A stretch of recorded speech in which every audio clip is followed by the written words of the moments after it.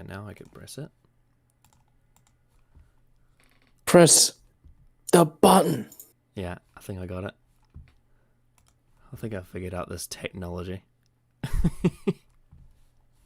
I don't understand technology. Technology. Technology. Yes. Technology.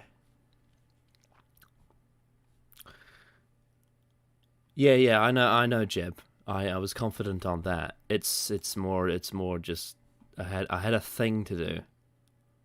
Yo, Jeb, shut. Yeah. You're ruining things. Be quiet. The funny thing is, though, the one thing that people complain about the long game that's probably still good is the characterization of Adam Mitchell. Probably. I don't know what. He didn't really because he was DM'd me. He's DM'd me his whole. Can you confirm, Jeb? Can you confirm, Jeb, that Adam Mitchell is consistently written as a Is character? Adam Mitchell consistent? Yeah. Is he the only good part of the long game? And he probably isn't. No. No. There's Yeah, because Jeb. There's plenty of good things in the long game. One of my favorite. Yeah, here we go. Funny thing, it is the most consistent part of the episode. Didn't Adam say about Adam Mitchell that he's like he fucking despises him or something? Yeah. He said that like on a very old video. I mean, the thing is, he has personal beef with Adam Mitchell because of his name. I don't know, he gives Adams a bad name. Look, here's the thing. Adam Mitchell is very unlikable, and I can understand why people have that reaction. Well, yeah. Here's the thing, though, and this is quite funny considering, because a lot of people aren't going to know what the fuck my profile is. I over the weekend, I watched a brand new show that came out on Netflix this weekend called Midnight Mass. It's good. It's really good up until the final episode, but that's actually quite a hot take within our circles. But that's a discussion for another day. But in Midnight Mass, there's a character who is one of the most unlikable people ever, and I fucking despise her, but that's the point of her character. She's meant to be hated because she's an arsehole. Yeah. And if you write them like that, acknowledge they are an arsehole due to their characteristics, then it's, yeah, you cannot like them, and that's the point. Mm. And that's kind of the same with Adam Mitchell. Difference is his acting isn't that on the same level. Well, yeah. I mean, I think one of the perfect examples that me and you like love to hate is MJF. Yeah, and he's not even. Here's the thing: I don't even like hate him. I love how much of a great heel he is. Yeah, well, I think. So it's kind of, I think at the moment, because he's young, he's in the phase of hamming it up. And then I think once he gets older, like once he gets into his late 20s, I think he'll start to realize that people are enjoying being entertained by him, and then he'll start to really rein it in and become even more hateable. And that's when he'll start to get to like the Tommaso Ciampa levels of hate, where he's not even hamming it up, he's just a really fucking hateable guy because of the storyline. Yeah. I'll never forget when he came out to no music because the boos were so loud.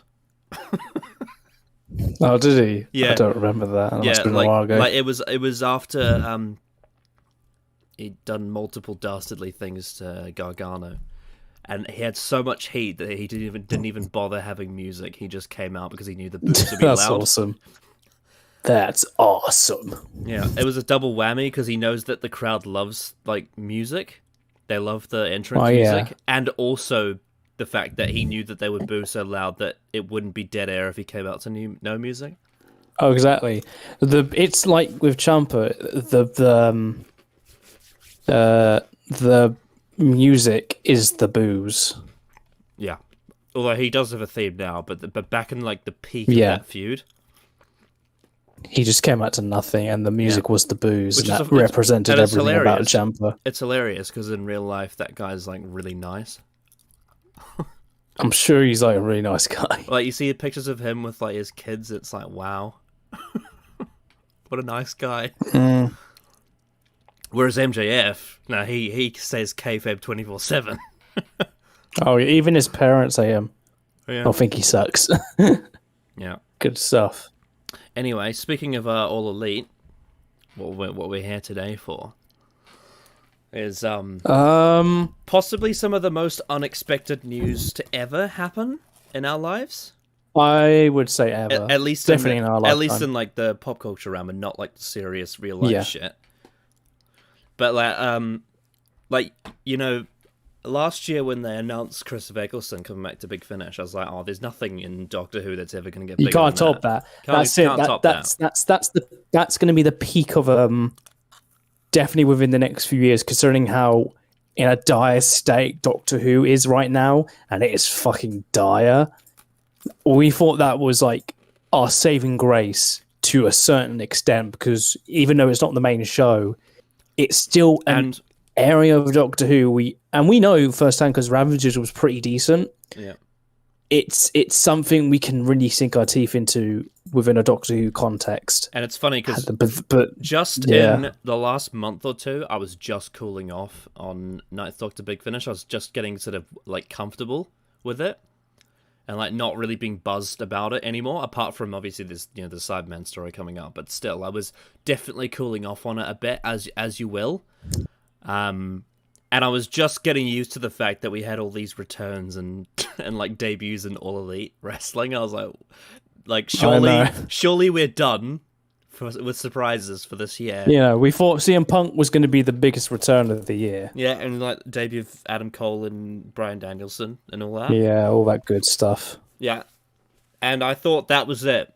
And lo and behold, completely out of fucking nowhere, on a random weekend at 3:15 on a Friday. Yeah, and for me it was 3:15 a.m. like at night. I was just about to go to sleep that night. I see on Instagram a very certain Welshman that we all have a fondness for posted some artwork of his signature, taking a picture over his eyebrows with his glasses on his forehead, with Gallifrey in the background, and I was thinking, this is a bit weird and a bit suspicious.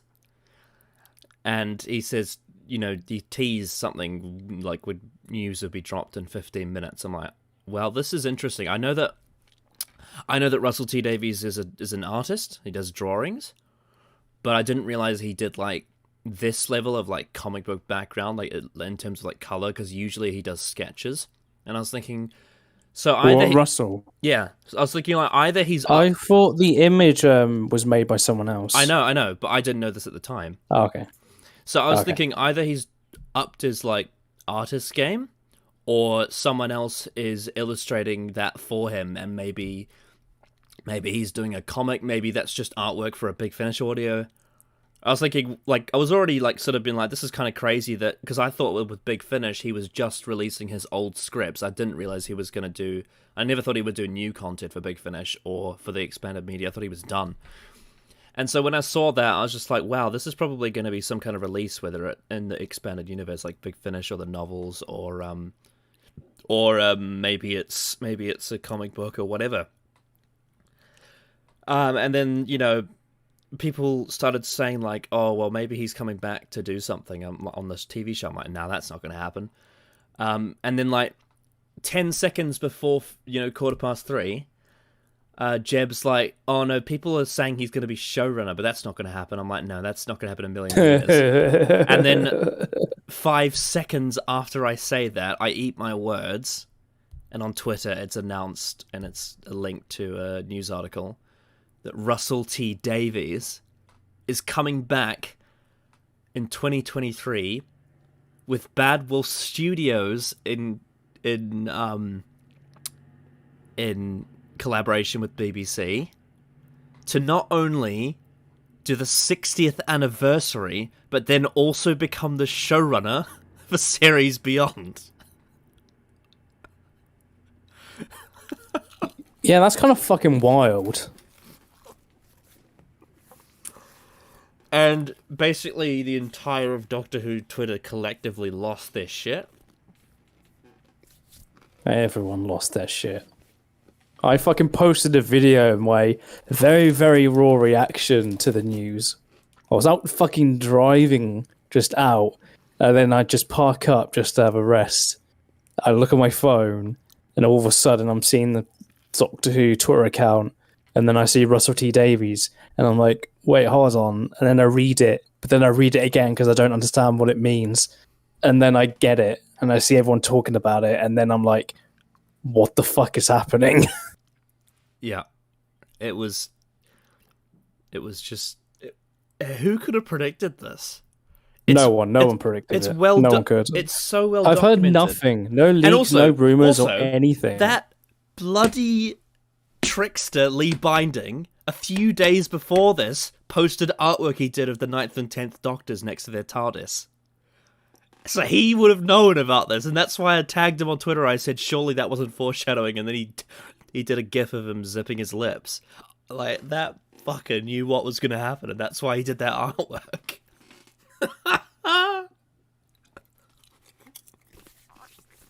It's crazy. We live in a crazy time. This whole last month has been kind of crazy overall. I mean,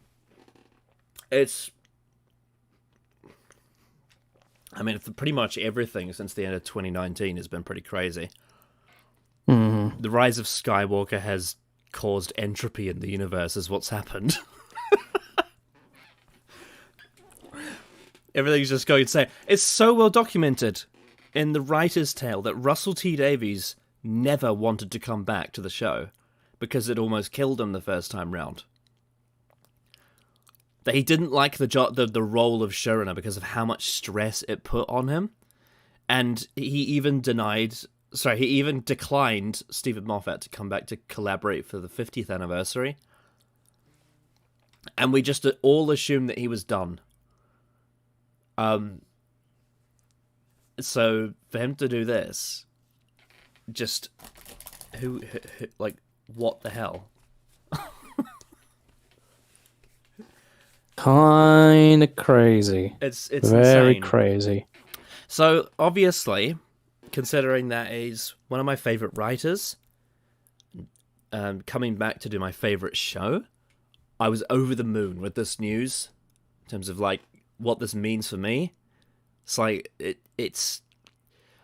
We'll get to the skeptical side later, but in terms of just personal reaction, this is some of the most exciting news I've seen in a very long time. He's a very special writer, and he's still going, and he's still in his prime. In fact, he's arguably, some people would argue, he's at his absolute best now. Well, right now he's at. I tweeted about this over the weekend that he's kind of, and we know because we've watched his last two shows. He's at the top of his game right now. Mm-hmm. Years and Years and It's a Sins are fucking great TV shows. Mm-hmm. Well, some people would. Years and Years in particular, and that's very interesting because Years and Years it definitely seems like people who are against the idea, who think it's going to be more of the same in terms of an agenda, seem to forget that RTD wrote Years and Years, which is one of the most politically driven shows I've seen, and how it's really, really well done. I would argue that Russell T Davies, even in his own Doctor Who era, was more political than Chris Chibnall ever was. Yeah, that's another thing. A lot of people seem to forget how political the RTD era was, very and how political. It made Extremely. Points and also satire of political aspects of our very world. Literally had a dead... The Slovene two-parter is very political. Yeah, they literally had a dead representative of Tony Blair fall out of a fucking closet. That's daring. That is not subtle. No, but it was never political. What? It was just funny and goofy, and the 10th Doctor was very charming, and that was about it. I think people who say these sort of things, what they should say is they should say that it's not preachy. But even then, you could still argue that there's a lot of indicators for, the kind of message that Russell T is trying to spread. But the thing is that it can get away with doing that because it's so fucking good. The drama and the actual storytelling, it works, and it's like even people that don't agree with Russell T Davies' kind of political stances, they can look at it and respect the writing and respect the way he portrays these views. It's like his argumentation through storytelling is very well done. And I think people just there's a lot of people that probably just don't notice that it's political. They only notice when it's done in the way that Chris Chibnall does it. It's like, ooh, I cast a female doctor. Well, it's very like with the Chibnall era, when it tries to be political, it's very overt, without any real progression. It's very hollow, especially with either the world or the characters. Like Orphan 55, it's memed to death. The ending is the most tax-on piece of political, like, I don't know what the word would be, but it's just like the most blatant but really like unearned political messaging that I think Doctor Who has ever had. Yeah, it's so badly done and executed. It's just the Doctor giving a grift about doing your recycling. That's all it is. Guys, let's face facts. We're killing our planet. If we don't, we'll be like the dregs. That was so fucking cringe. It's just like, with that whole scene, it's like, what was the whole point of having the episode if you were just going to say that at the end? You might as well just had a 5-minute speech from the Doctor saying to us, the audience, like, hey guys, we're kind of fucking the planet. Can we maybe not? Yeah, like this could have been an advert that you could have packaged. You could have, have it be an advert before the actual episode plays. Or after. The thing is, it was in universe and it was in the episode. So it's like, an example. It would be like, how, like, for example, if they did an episode that was about, I don't know, suicide, and then after the episode they had Jodie Whittaker do a little message, to camera, saying, you can contact the Samaritans, blah blah blah. Please, protect yourselves and your family, and all that stuff. Like they usually do. If that happened after, like, the broadcast and it was on, like, not necessarily an advert, but it was a little thing that happened after the episode and before the next show starts, it would be like if you had that, but that was actually in-universe, in the story before the end credits. Yeah. That's what it would be like. Imagine if we had that after Can You Hear Me? And that'd be very funny considering one of the final scenes is Jodie's Doctor kind of just ignoring Graham's need for help and comfort. That would be really awkward. I heard there was a conversation that Council of Geeks had with Jay about that scene. Actually, it was an interesting listen because Council of Geeks did a bit of a defense of that scene, and it was interesting to hear their point of view on that. Yeah, I don't know if they've got that bang on, like, but in terms of the narrative and the world that they created, if what they said was true, I could see why they would think that, but I don't know if that's true. That's the thing. But here's the thing, though. It doesn't help the fact that we literally have only 2 Doctors ago facing again with another very emotionally driven topic of suicide, when the Doctor could like comforts Amy by saying, like, life is very complicated, emotions are very complicated, like, and that scene existing really, really, like, you can't get a more apparent, like, example of this is not the Doctor and this other thing is. Yeah. Also, the other thing I was going to say is that I do get the feeling that Council of Geeks creates this sort of aspects of the 13th Doctor's character based on interpretation of things she's done, and I understand why that they've done that, because when you've got a character like the 13th Doctor that is so lacking in character, you kind of have to try and make up things in your head. We have to take the very little things of anything, and we have to make those massive things, and that's when you get the hollow and shallow characters, because you take the little things and insert them as if they're the biggest character traits, and they're not that impactful. Well, I mean, on the characters in the world, and all that kind of stuff. Being hollow is one example of that, but then there's also the other example of the audience just not paying attention, because that's what they do with for example, a lot of people do this with Rose Tyler, is they take small things and make them big because they don't pay attention to the other elements of her character. Mm-hmm. But that doesn't mean that she's hollow. It just means that they don't acknowledge all of her traits and aspects and context for all of her decisions. That all they see is the things that piss them off and make that her entire character. Anyway, so... Fucking hell, we got sidetracked there. But yeah, Russell T Davies is coming back to be the fucking showrunner, and is casting the 14th Doctor, and is doing the 60th anniversary, and this is... I tweeted about it earlier, and I have my choice. I don't think it will happen, but Rahu, I can't pronounce his surname, but he was in 2 shows recently in the last year. He was in Haunting of Bly Manor and Midnight Mass, and he's a fucking incredible actor, because I think he does such a great job with, especially in Bly Manor, his whole thing is cooking puns, and it's really funny and charming. But then something like Midnight Mass, he is he plays a sheriff who is very intense and very what was the other word I used? I'm trying to remember, but I think those two sides of playing two very different characters, I think I'd love to see him in the role. Well, here's the interesting thing. Tiana Miller, a few months ago, did a video, a social media video, where she said she knows who the 14th Doctor is. They've been cast, which means that she knows who Russell T Davies cast as the 14th Doctor.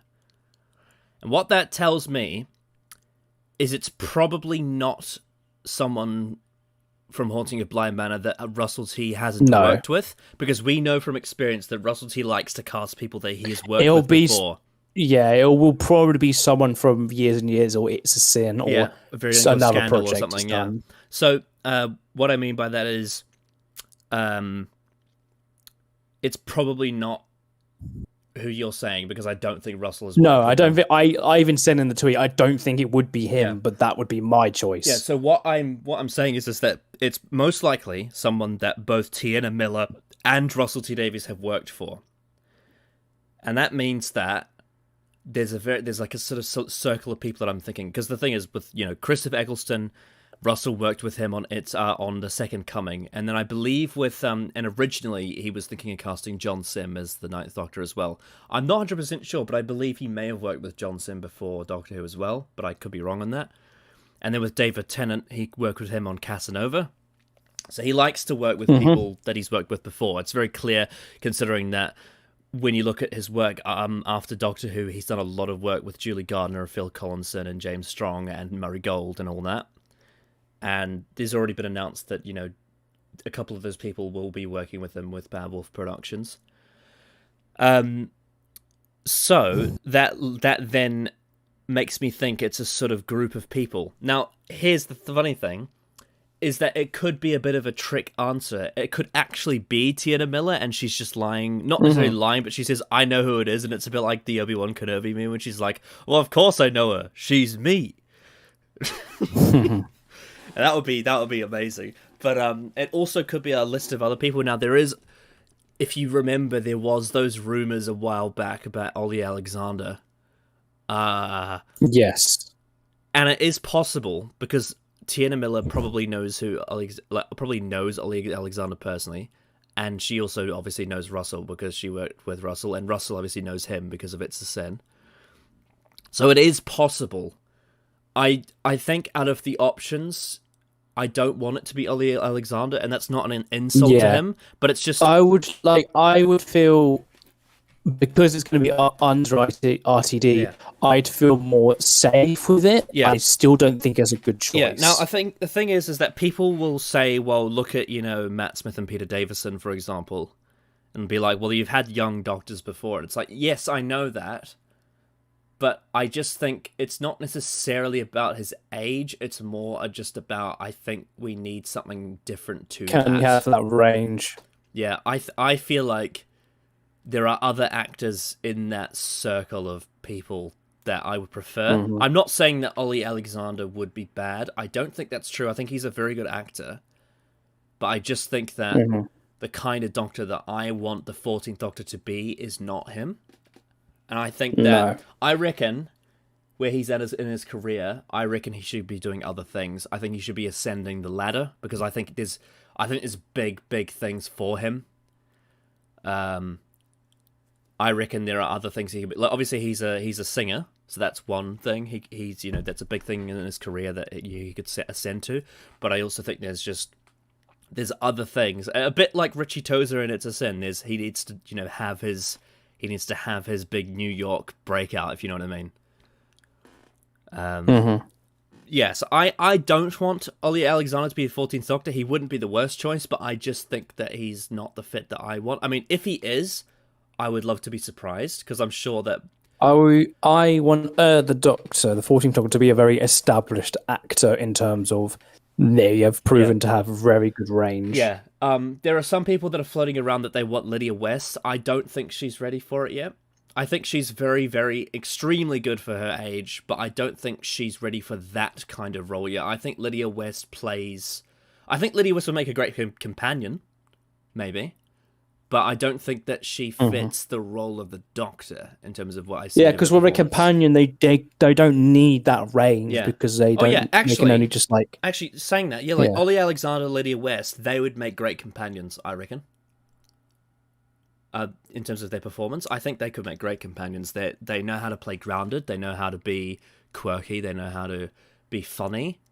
They know how to connect with an audience. They could easily make great companions. But in terms of the lead role, I feel like we need someone different to that. There is one little detail that people have picked up on that is really interesting, is that in the novelization of the target novel for Rose that Russell T Davies wrote a couple of years ago, he had a thing where Clive was looking through pictures of doctors in his book, Clive from Rose, and he was describing all the features of the pictures that he was looking at, and you had, scruffy young man in a bow tie, and you had, an older man, and they described Peter Capaldi, and then they described Jodie Whittaker, and then they described another person after Jodie Whittaker that was bald-headed, black woman with a flaming sword. And that is interesting, because Tiana Miller is a bald-headed black woman. So, unless he was just pulling our leg, because and he was going to be the showrunner like 2 years ago, and he's been holding this in this whole time. He may have known who the 14th Doctor was going to be when he wrote that fucking novel, and he's been holding it in for all this time. It's very possible. It is possible.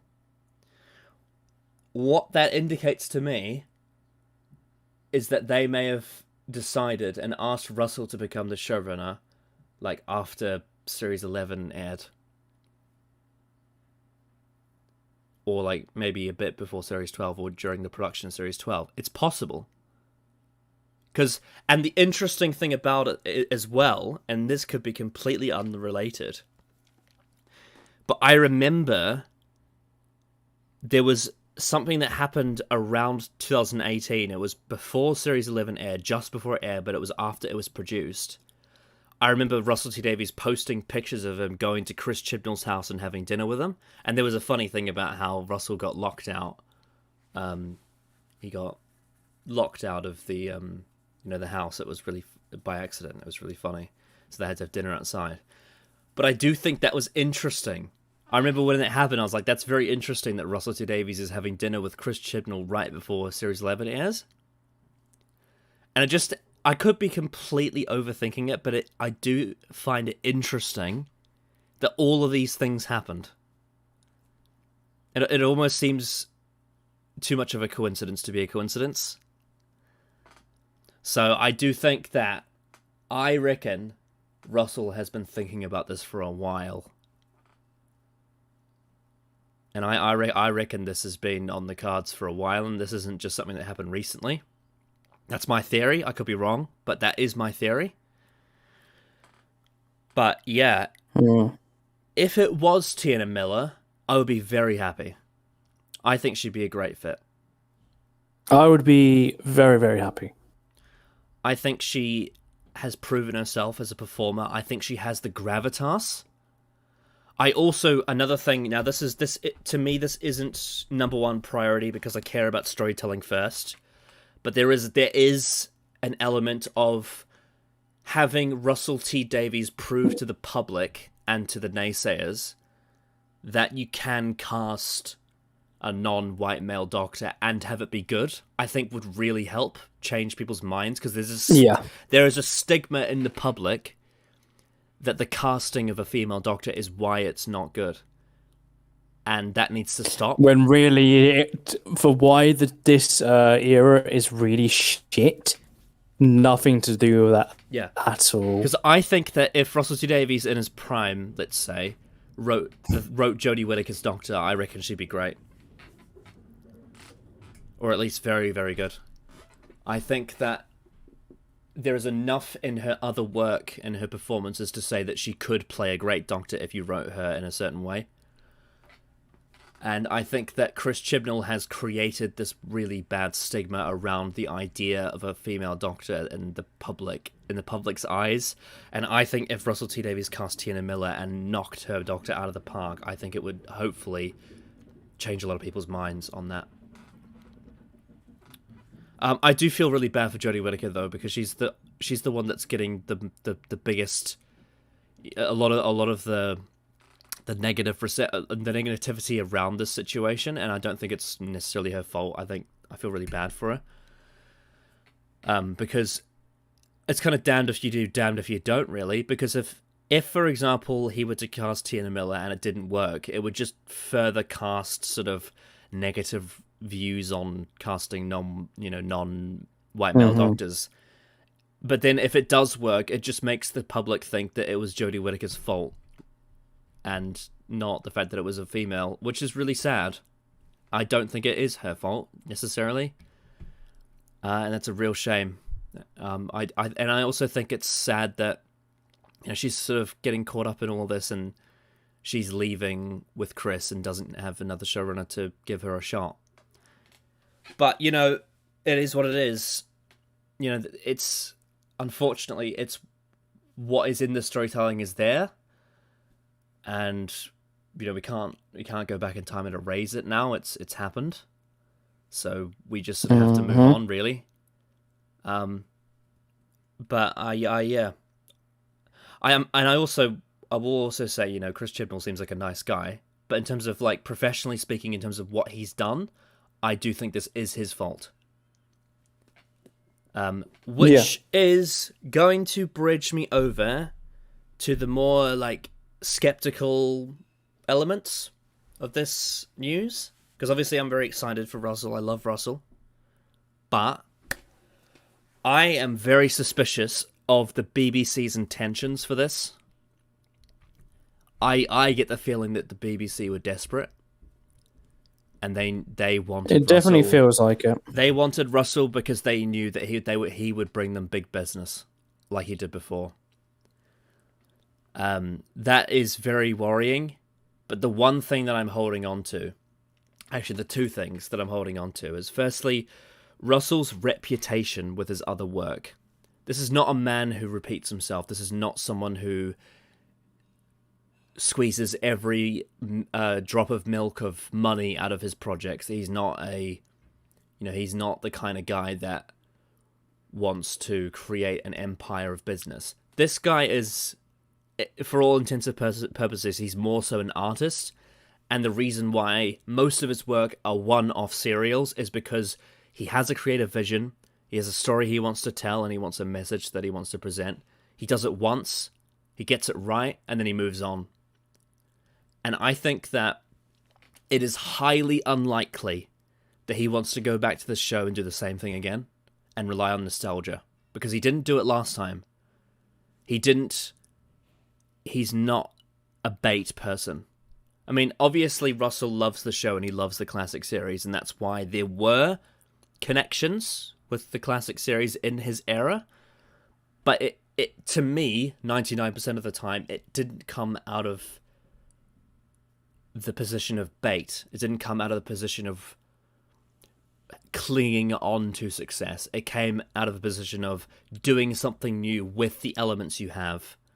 When you had, classic Who villains return, like the Daleks and the Cybermen and the Master, to me that never came across as him wanting to rely on the past. It came across more to me as him utilizing elements of the past to create a new story. And I think that with confidence I can say that Russell T Davies has, when he comes back to do the show, he's going to have a whole new vision and going to do a whole new run. And I think that whilst I'm pretty much in agreement. I don't think Russell is coming back to do. I don't think he's coming back to do the 10th Doctor again. Like, he's not, and I don't think that's kind of right. He is, and especially given. Oh yeah. Oh, absolutely. The last two pieces of work I've seen him. I think the one of the worst case scenarios, and it's I hate to say it, but one of the worst case scenarios is they cast David Tennant as the 14th Doctor. That would just kill the show for me, and that's a shame. And obviously, love David Tennant, but that's just not the direction you want to take. I think bringing back a previous showrunner to write the show again that has a good vision and a new vision is good, but if you recast the role for the current full-time Doctor in the way that it would happen here, like obviously you have stuff like the Curator, but that's different. But when you're recasting the same actor to play the role again, full-time as the central character, I think that would be the biggest mistake. And I don't think that's going to happen. I don't think David Tennant would do that. I don't think Russell T Davies would do that either. I think maybe the BBC would want that to happen. But here's the caveat, and the thing that leads me to hope is that bit of news that this is not just going to be a BBC production. This is going to be a collaboration with the independent studio Bad Wolf Productions. And what that indicates to me is that the BBC are willing to give Russell T Davies and his team creative control. And that tells me that we are not going to get a massive corporate fuck up and like a big overpowering BBC makes all the decisions. And that gives me hope. And that gives me hope that it's not going to be a rehash of 2005, 2009. Like, we may see characteristics, we may see traits, because naturally it's the same writer. But it's not just going to be all about, hey, do you remember 2005? It's not going to be that. And that is the hopeful side of my potential skepticism about the BBC's decision-making, the suspiciousness of it, is that I do think that whilst it is very possible that the BBC's intentions behind this are quite shady in the sense that they're not willing to give another new person a shot at the show, which is a shame, because I would like to see a very talented team of writers that haven't done the show before do something completely different with it that we've never seen before and make it awesome and make it, popular and mainstream or whatever. And it's annoying that the BBC rather would bring back someone that they know will create them good business and keep the show on and make them money like Russell T Davies would. But the thing that the positive to that is Russell T Davies is the kind of guy that can make this work. He's the kind of guy that can do a second era and make it feel like a completely new and different take on the show, even though he's the same person. Although even then, saying that, Russell T Davies has evolved as a writer in the last 11 years, and by the time it's been 11 years since it's been over 11 years since his last episode came out. Nearly 12 now. 12 years since he was, last in production.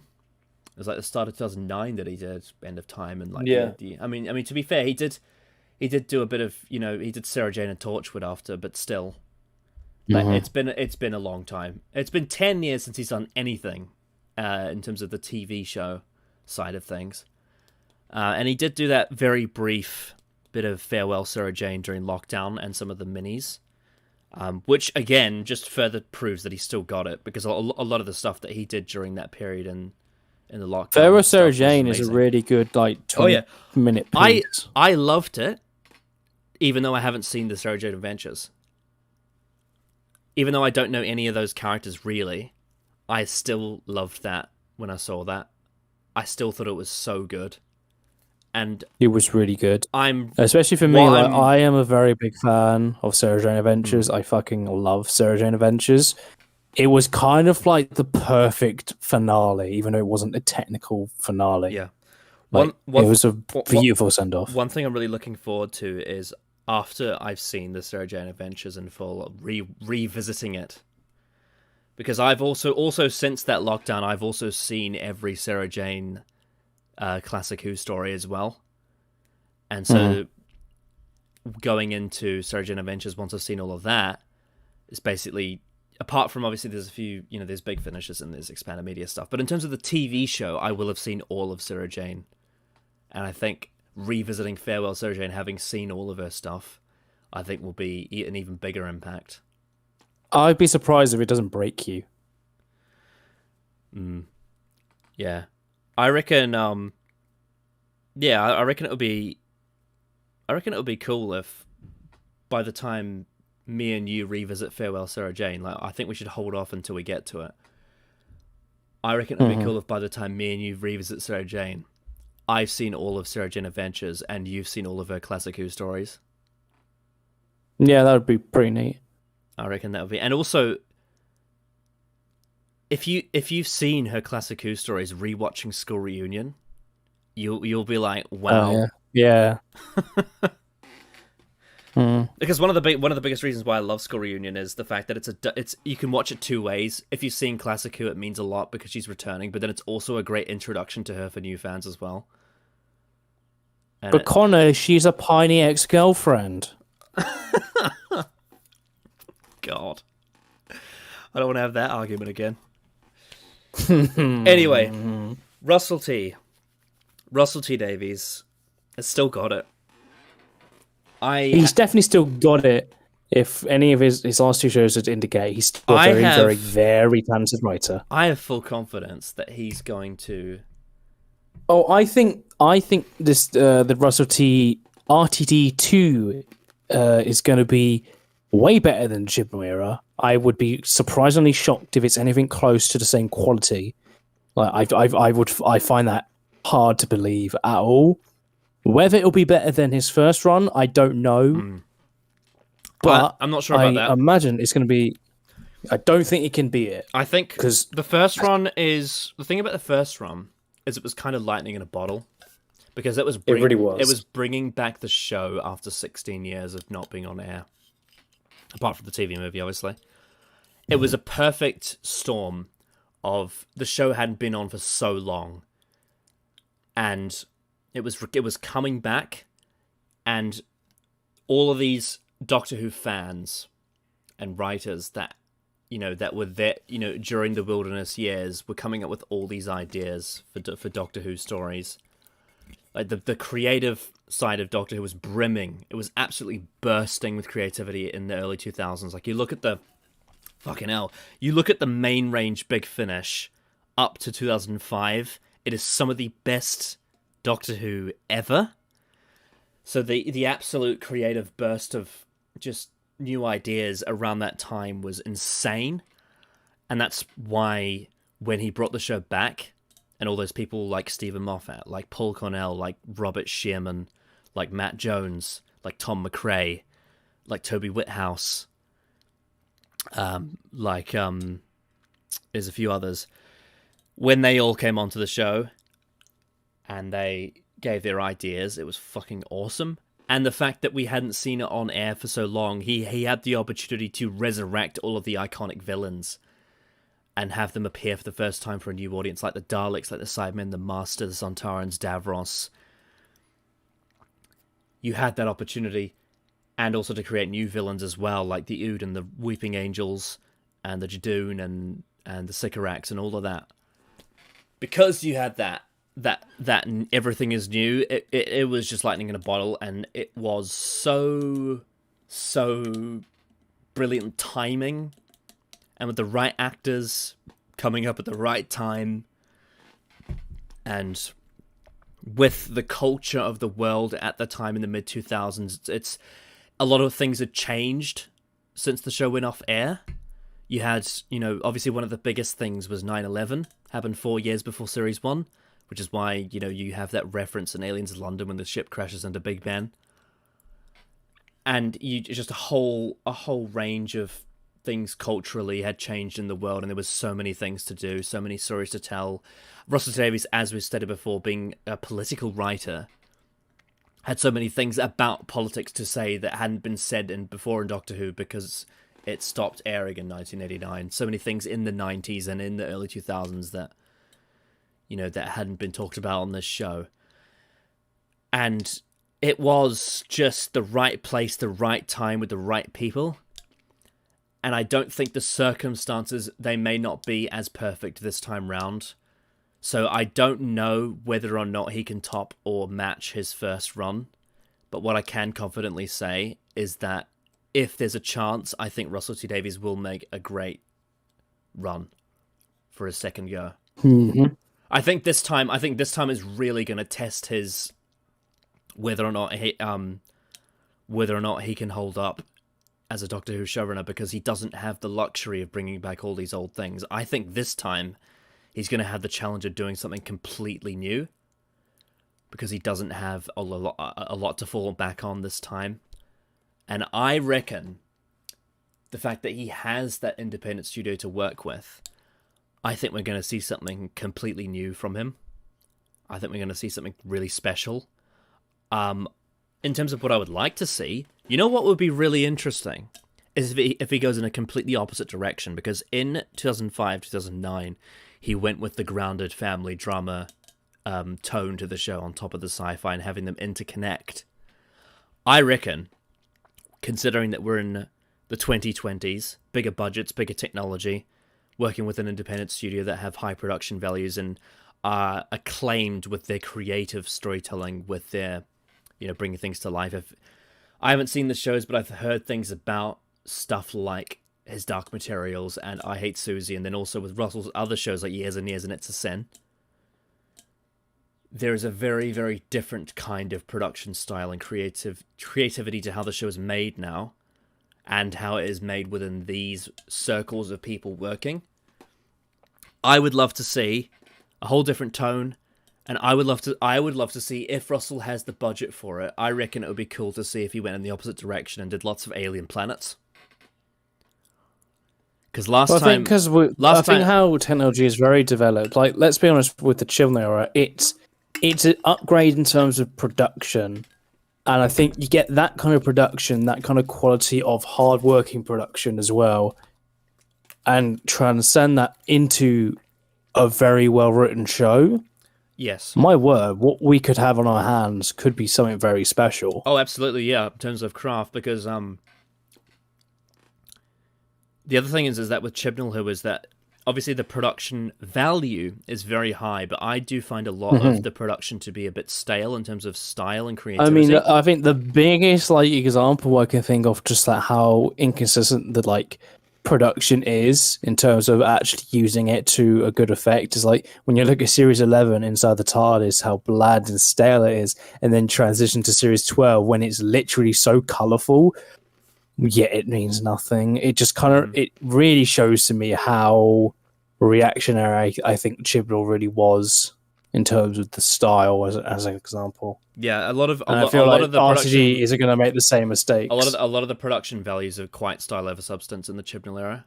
Yeah, and I don't think RTD is going to do that. Given what I've heard about Babel Productions, I don't think it's going to be like that at all. I think what we're going to see is some quite creative and artistic style direction with the high production values in place. I would love this production to really enhance the storytelling, because I think especially this last year, I think with a lot of really crap media coming out, when the production seems to overhauling the writing. And it's only rare that a show, and God knows I have sung the the horns of stuff like Bly Manor that does use those productions to a full effect to tell a beautiful story. I want more of that, and I think Russell is a person who would do that to full effect. And it'd be really nice to see in this current day and age of a lot of franchises not really valuing how impactful a good production value can be towards a story. Yeah. And I reckon, considering what we've seen with him and how good he is at world building, I reckon it would be awesome if he did it would be great if he did this big political space drama with sci-fi involved. With lots of alien planet societies, and also with the way that Russell T Davies is able to weave episodes and storylines together masterfully, might I say. I reckon he could do something very, very special. I definitely agree. Yeah. The thing is, though, even if he did once again go Earth-based, I reckon it could still be very good as well. But personally, I'm not that fussed with it as long as it's good. But I would say if I were to make a choice, if they have the budget, I would like to see him try and do a lot of alien planets, because I reckon it would be an awesome test to see. And I know that he has the tools to do it. I know that he has the ability to world build. I know he has the ability to create character. He's one of the best world builders I think I've seen. Yeah. Years and Years is the biggest example, I think. Yeah, and I reckon whatever he chooses to do, I reckon he could create something very special once again. So I am very, very excited to see what he does. And the fact that he's starting off with the 60th anniversary is crazy. Yeah, that's kind of insane. Yeah, but the thing is you do have to think. There are examples of key people in Classic Who returning to do big things. So like Terrence Dicks was the script editor during the Jon Pertwee era and did write things around that as well. He returned much later to do the Five Doctors, which is kind of a bit like what Russell's doing here. And then you also had the example of Barry Letts, who was the producer and effectively the showrunner during the Jon Pertwee era, come back and help John Nathan Turner's first year get into shape. Basically, Barry Letts was the semi-showrunner during season 18 during John Nathan Turner's first year in the role to sort of get him used to doing it. But I feel like what Russell's doing here is so much bigger because it's not him coming back to help a new showrunner get into the role. It's him coming back to be the showrunner, to be the person in charge, and come back to do the 60th anniversary. We've seen things similar to this. I don't think we've seen anything as big as this before in the show. This is unprecedented territory. But if there's one man that can pull it off, I think it's him. Yeah, I agree. I think he is. Yeah. Yeah, but I reckon. Whoa, there's just so much to say. So much. Yeah. It's almost. I could probably say. Sorry, can you say that again? You cut out a bit. There's so much to say. Oh, hang on a second. Just a sec. I'm just gonna. Something. Okay, let me just change.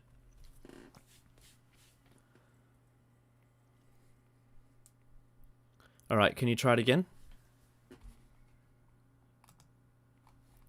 Oh dear. Oh dear.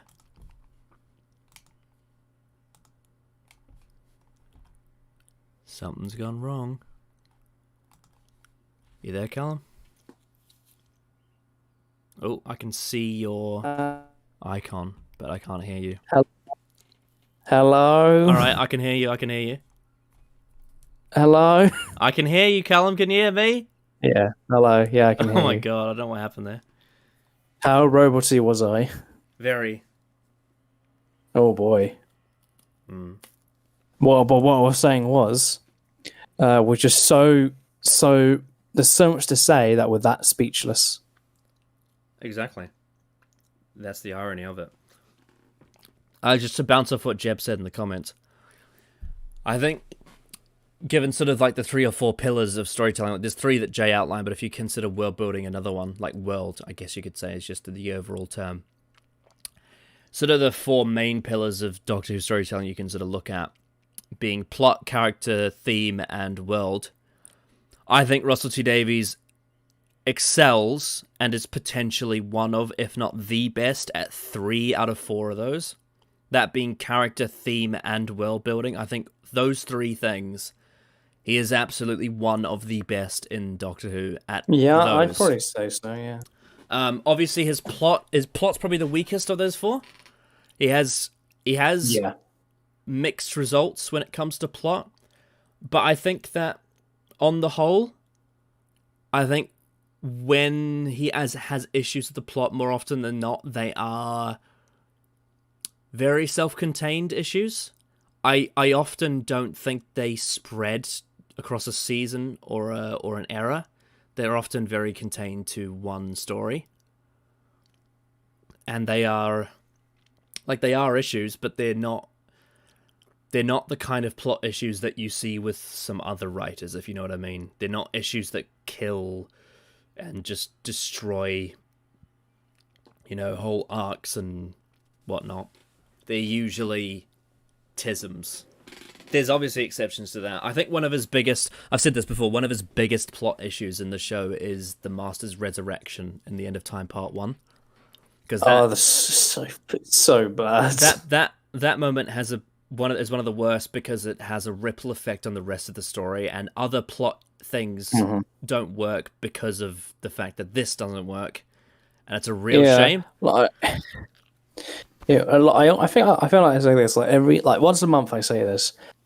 The fact that people's issue are more to how the Master is acting rather than the actual resurrection, it kind of irks me. Yeah. Well, a lot of it is just like a lot of it is just what about the Master acting kind of goofy in terms of in comparison with the rest, given the context. What's the issue? Well, I don't think it's actually about the context or justification for a lot of people. It's purely just they don't like the direction that has been taken with the character, really. It's just all they're saying. Is that they would prefer if the Master had stayed the way he was before John Sim, is kind of what a lot of people say. Because, if you look at the writing, I think Russell T Davies justifies the changes that he makes with John Sim's Master. Oh, he absolutely does. It's just that I think a lot of people don't like it. It's the same with the Doctor. He's the same, but they're always a bit different. Oh yeah, it's the same thing. So I don't know why that wouldn't also be applied to the Master. Yeah, it's this. I mean, this is the thing though, is that Russell T Davies, his whole mission statement when he brought back the show was do things different. He brought back all of these characters. And do things different and justify it. And he justified all the changes, but he did them so different. Like, the Daleks are characterized different to what they were in the classic series. The Cybermen are different to what they were in the classic series. The Master is different. The Doctor is different. The companion dynamic is different. A lot of things are different. And he justified all of them, and some people don't like the changes because they would prefer that they stayed the way that they were. But, in story, for the most part, he justified those changes. And so, I think a lot of people's issue with the Master is that they don't like the direction that was taken with his character, rather than... Well, some people think it's unjustified, but they're just wrong, in my opinion. I just think that they don't... I just don't think they have the right information to make that, or they just simply ignore things that are stated. Yeah. But, yeah, so... I do think that it's fair to say that Russell, in terms of plot, there are issues. The funny thing about it, though, is that a lot of the issues that I hear people having with his plot writing aren't actually issues. Like, when I hear people say, oh, flick of the switch conclusions, and, all sorts of things. Like, when they talk about the series finales, and they're like, oh, yes, the endings are a bullshit Deus Ex Machina. Like those aren't issues because they're not actually that. They're not actually what people say they are. Whereas, some of the other stuff that they don't mention is stuff that you could criticize. I feel like I find that, especially these last couple months, I find that to be more true every day. Whenever, like a story that a lot of people seem to quote unquote criticize, it's sure they're like their answer of it's probably not good. Maybe, but how they got there, it's not the same thing to what is actually the actual. I guess I don't know what the right words would be. It basically, like, it's just they used the wrong reasonings. Yeah. Well, in terms of criticism, yeah. Yeah. But yeah, so I wouldn't be surprised if Russell took things in a different direction again. Which, interestingly, leads me on to the next part that we were going to discuss, and that's some people's reaction to this news. And obviously there was a lot of people on Twitter that were very, very, very happy about this news. Very happy. Because, Russell T Davies is a very popular and critically acclaimed writer, and his era on the show is popular on the whole. Not everyone likes it, but it's mostly popular. It's the most popular era of the show. Yeah, at least in the modern run. Like, it's hard to tell because unfortunately, I hate to say this, but a lot of the people that watched during the early classic era are probably not with us anymore. Like, most of the people that were around during the 60s were young during the 60s. It's hard to know what people, how much, the people... You can't really hear the opinions of the people that were, in their 40s during the 60s because they're probably not alive anymore. So, but what I can say for a fact is that it's absolutely one of the most successful, one of the most popular eras of the show, if not the most. It became a juggernaut of a franchise. Yeah. I mean, in terms of viewership and just overall professional success, it's one of the top 3 most successful eras of the show, along with the William Hartnell era and the Tom Baker era. And yeah, and I guess there are people that would argue that the Matt Smith era as well, considering how big it was in America. But if we're just talking Britain, absolutely 100% one of the most popular, if not the most popular. And even worldwide. Because, in the Commonwealth, I would say absolutely, because I can tell you for a fact that in New Zealand and Australia, it was very, very, very, very popular during the Russell T Davies era. So, obviously, it's very popular. A lot of people were very excited, and also considering that the level of acclaim that his recent work, like Years and Years and It's a Sin, have, almost everyone on Twitter that I've seen very, very much highly praises both Years and Years and It's a Sin. So a lot of people were very excited, but there were some people that were skeptical, and there were some people that were negative. What? So Callum, I want to ask you the question: do you think it will be good for us to cover a video of someone who is skeptical / negative on this news?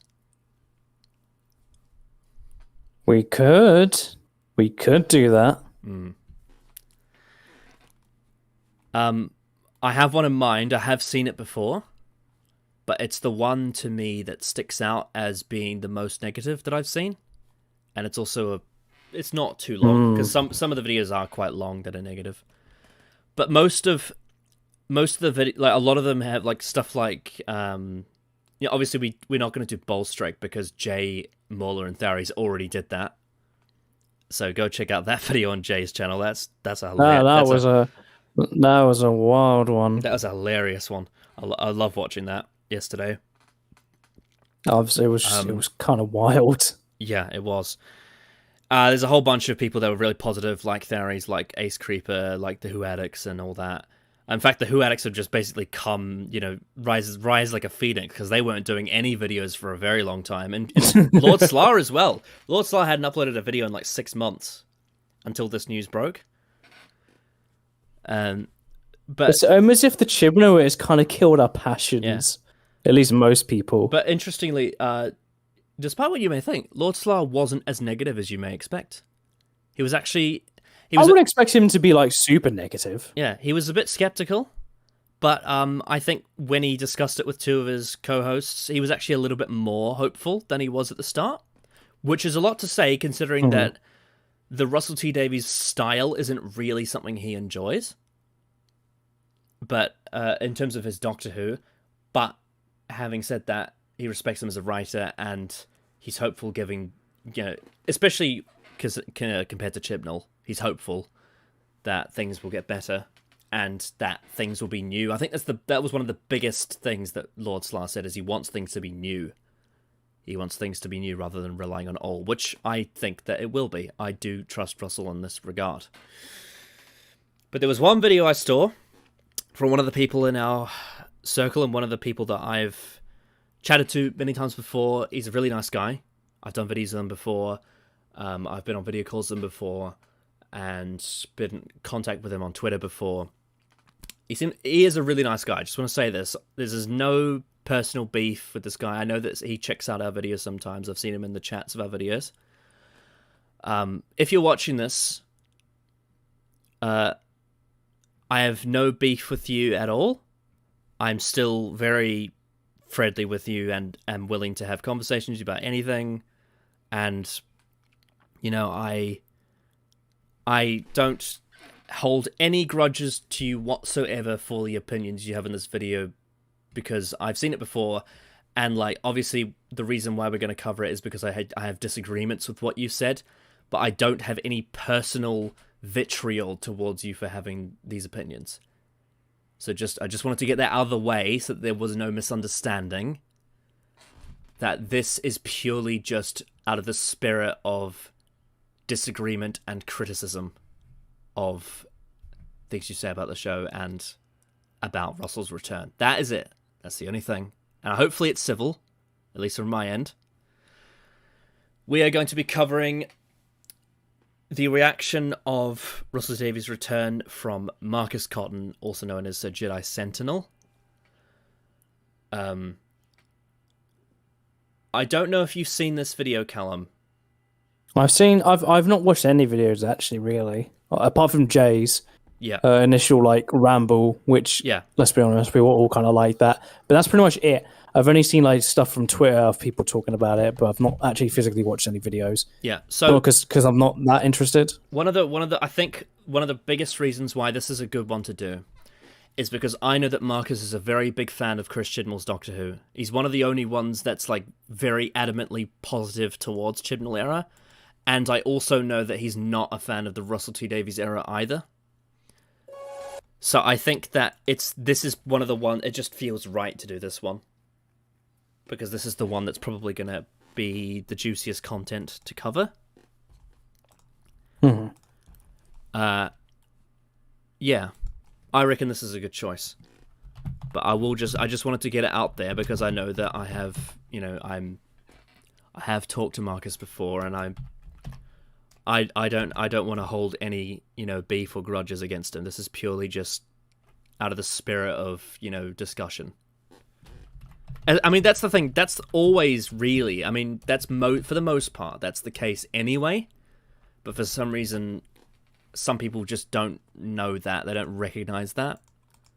Well, it's people seem to have to always beg you to say that, what you've just said.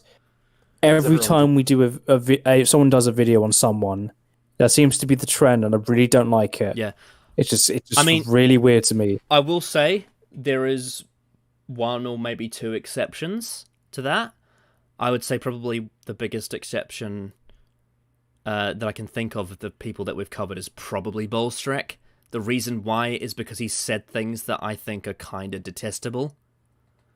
Personally, I really don't like some of the things he said about... let me put it this way. Very suspicious things he said, morally speaking. Now, obviously... You could say he was sus. Yeah. Now, obviously, if if, I don't know, someone like MauLer or Jay gets clarification from him that this is what he meant, blah, blah, blah, and I believe it, yeah, sure. But there's certainly some things Bolstrick said that make me turn my head and go, I don't know if I respect your views on a human level there, but okay. You know, some things, like, I think the biggest thing that he said that, like, some of the biggest things he said that really are very sus are things like, even if it's well written, if it's not a straight white male, it won't be good. Like, that's very suspicious. And then also other things some of the things he said, like, on Twitter, he's dead named trans people and called them the pronouns they don't want, and it's just like, that's just kind of mean. That's really mean. You shouldn't do that. It's not needed. It's not funny, it's not cool, it's just stupid. Just don't do that. So, yeah. I don't like Bolstrick, but for the most part, a lot of the people that we've covered, whilst, you know, we can get a bit animated, it is, for the most part, really just purely out of just criticism. Like, you know, people like... We're also people who have emotions, and we react to things like just how we do. Yeah, just like you know, just like a lot of characters would that people. Like I would say many times I've over these 14 episodes of EDAR. I don't like to just be quiet about what I think. I'll say how I think, and it isn't never in a sense of attack or anything like that. I say how I feel, and I just you know, that's just how I am. Mm. It's never in a way of, you know what, you are a disgusting human and you should stop doing YouTube videos with your bad opinions. Yeah, no, it's a lot of it's just so a lot of it is just playground banter as well. Here, where is you have fucked up here, and I'm going to explain it. Yeah, a lot of it is just playground banter as well. Yeah. Yeah, I'm not going to tell someone, you know what, you should kill yourself because you said the Jodie Eater was good. I'm not going to say that because I was like, even if I say it in a jokey, even if I do say it, I'd say it in the most jokey way possible. Mm. I'm not going to unironically tell someone to do it because they think the Chipmunk era is a godsend. Yeah, I just question your standards. Yeah, indeed. Right. Shall we begin? Well, I do need to watch together. Oh yeah, sorry, I forgot to send the link. He's the goddamn co-host who streams this, and he forgets to give me, the other co-host, a link to the video. I mean, you don't. How unfucking professional. I mean, you don't need to see it. Yeah, I could just. You can just repeat it after you see it when everyone else in the chat sees it. I'll just send you I'll send you a telesnap reconstruction. I know. I just said for a second, and I could be wrong. Did it just come out of the left channel instead of just both? What? In terms of like audio channels, because I heard it out on my left earphone. What do you mean? So it played for a bit because every time you join a watch together link, it just plays like a very like brief millisecond of audio. Oh god, it is. Yeah. Oh no! I didn't notice that. Is there any way you can make it mono? Not on watch together. Fuck. Well then. God. 15 minutes of that. Oh. Why have you tortured me now? Oh no! I mean, if you're wearing, you could just swap sides every few seconds.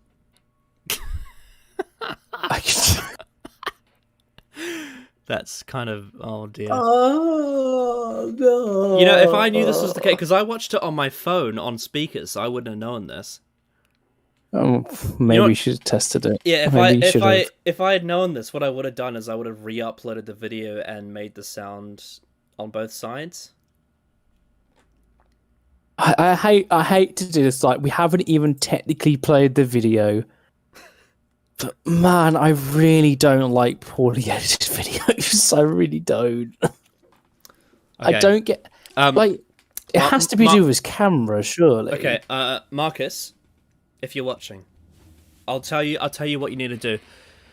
If you have editing software, I don't know if you do, but if you have editing software, what you do is you duplicate your audio track, and then you set one to left and you set one to right. And what that will do is that will have it come out of both sides and it will center it. Isn't there in Premiere Pro? Doesn't it? There's an option you can do fill either channel. Oh yeah, fill, like left or right. Yeah. There's a so way to in do this that. case, it would be fill right with left. Yeah. Yeah. So you would just drag fill right with left onto the. Oh my god, that's funny. If you look at chat from Game Tour Prime. Oh no. That's funny. That's really funny. I mean, you're just gonna have to make it mono, aren't you? Game Tour Prime. That is what a coincidence. That's very funny. That's very convenient. Again, goddamn, the writers were just so many conveniences today. That sucks. That really sucks for you, Angela Prime. You can't even hear it. Is there a way we can fill with left to right on OBS? I don't know if there is. Look, there is a way, but it might take a bit of time. I would have to download the video, put it in Premiere, fill right with left, export it, and re-upload it. If you really want me to do it, I will, but it might take time. Oh wait, hold on. You can make it mono. Can you? If you go to Advanced Audio Properties. Where is that? If you go to Desktop Audio or whatever the audio for the desktop is, you click the gear, it will come up with the on OBS options. In OBS. Yeah, on OBS. Advanced Audio Properties. And you go to Advanced. And then you see there's a way to make it mono. But that's only for recording, that's not for my hearing. Isn't it? But wouldn't the stream hear it? Because it's not recording, it's just literally OBS. Hey guys, everyone. Well, yeah, okay, so the stream will hear it in mono, but I won't. I want to just test it, so just play it for a bit and then I'll listen to it. Hey guys, how's everyone doing? This is Sir Jedi Sentinel, and welcome back to another Sentinel vlog. Alright, now now pause. Since I've done one of these. And now I will listen to it on stream, and we will hopefully have fixed it. I guess chat can also say if they can, but we'll see. So let's hope.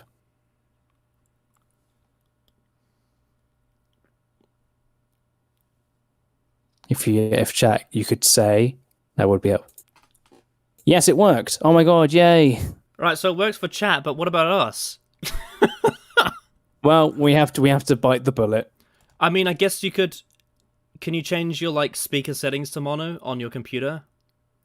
I guess I could try, but either way, we fixed it for the viewing audience, and you know what? That's the most important thing. Yeah. All right. Is it volume mixer or sound settings? Sound settings, I think. Yeah. So, chat, you should hopefully thank us for this. Oh, I can do it. I think I can do it just for Google Chrome as well. Oh no. Wait a second. How do I make it mono? Is there a way to make it mono? Sound control panel? I don't know. Let's see. Speakers. Properties. Levels. Fucking hell.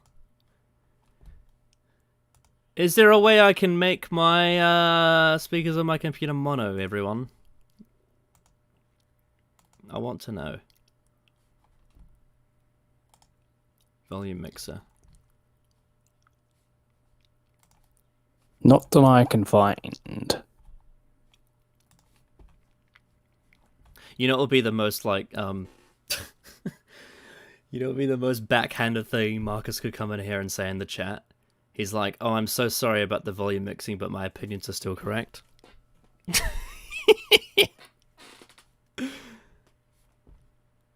I don't know. I don't know what to do about my headphones in this regard. It's just going to be torture for us, isn't it? Spatial sound. No.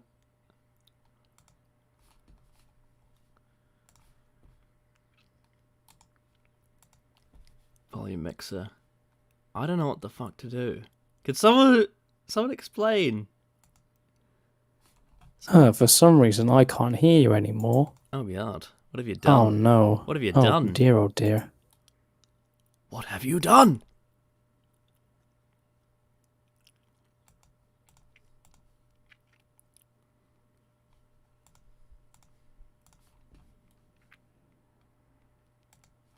Hang on, I'm just going to Google this.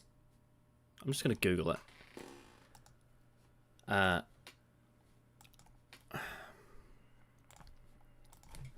How to make sound mono Windows 10. Yeah, I still can't hear you. Oh, shit. You've changed the setting and now I can't hear you. Oh, really?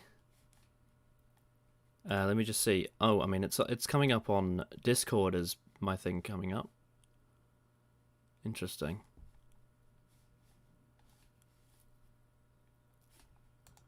Jeb. Oh, I fixed it. Oh, you fixed it? All right. Yeah, I just for some reason Discord decided to mute you, and I unmuted you. No, I turned on mute and then turned it off, and then I heard you. Okay, that was really weird. Jeb has sent us the instructions for how to make it mono. So, what a fucking journey! Start button, settings, ease of access, I believe. Yeah, ease of access.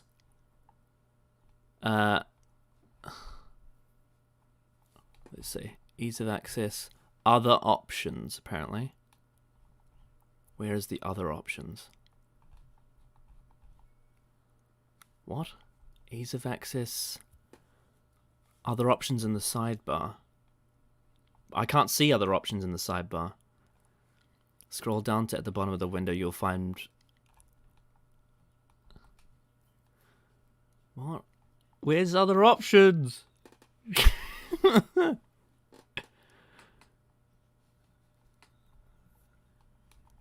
Oh no, Jeb.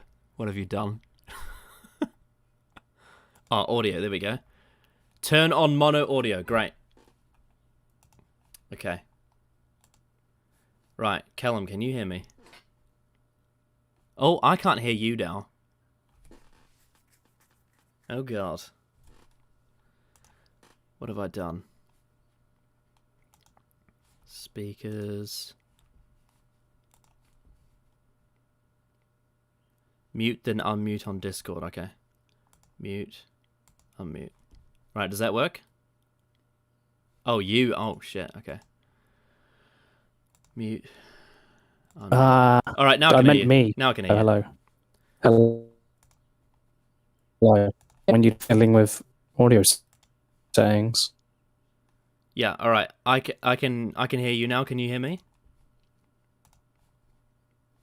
No, I can hear you, yeah. All right. Have you done mono? No, I am trying to all right. do it now. So go to Start, Settings, Ease of Access, and then on the sidebar there should be one called Audio, and then in there should be Turn on Mono Audio.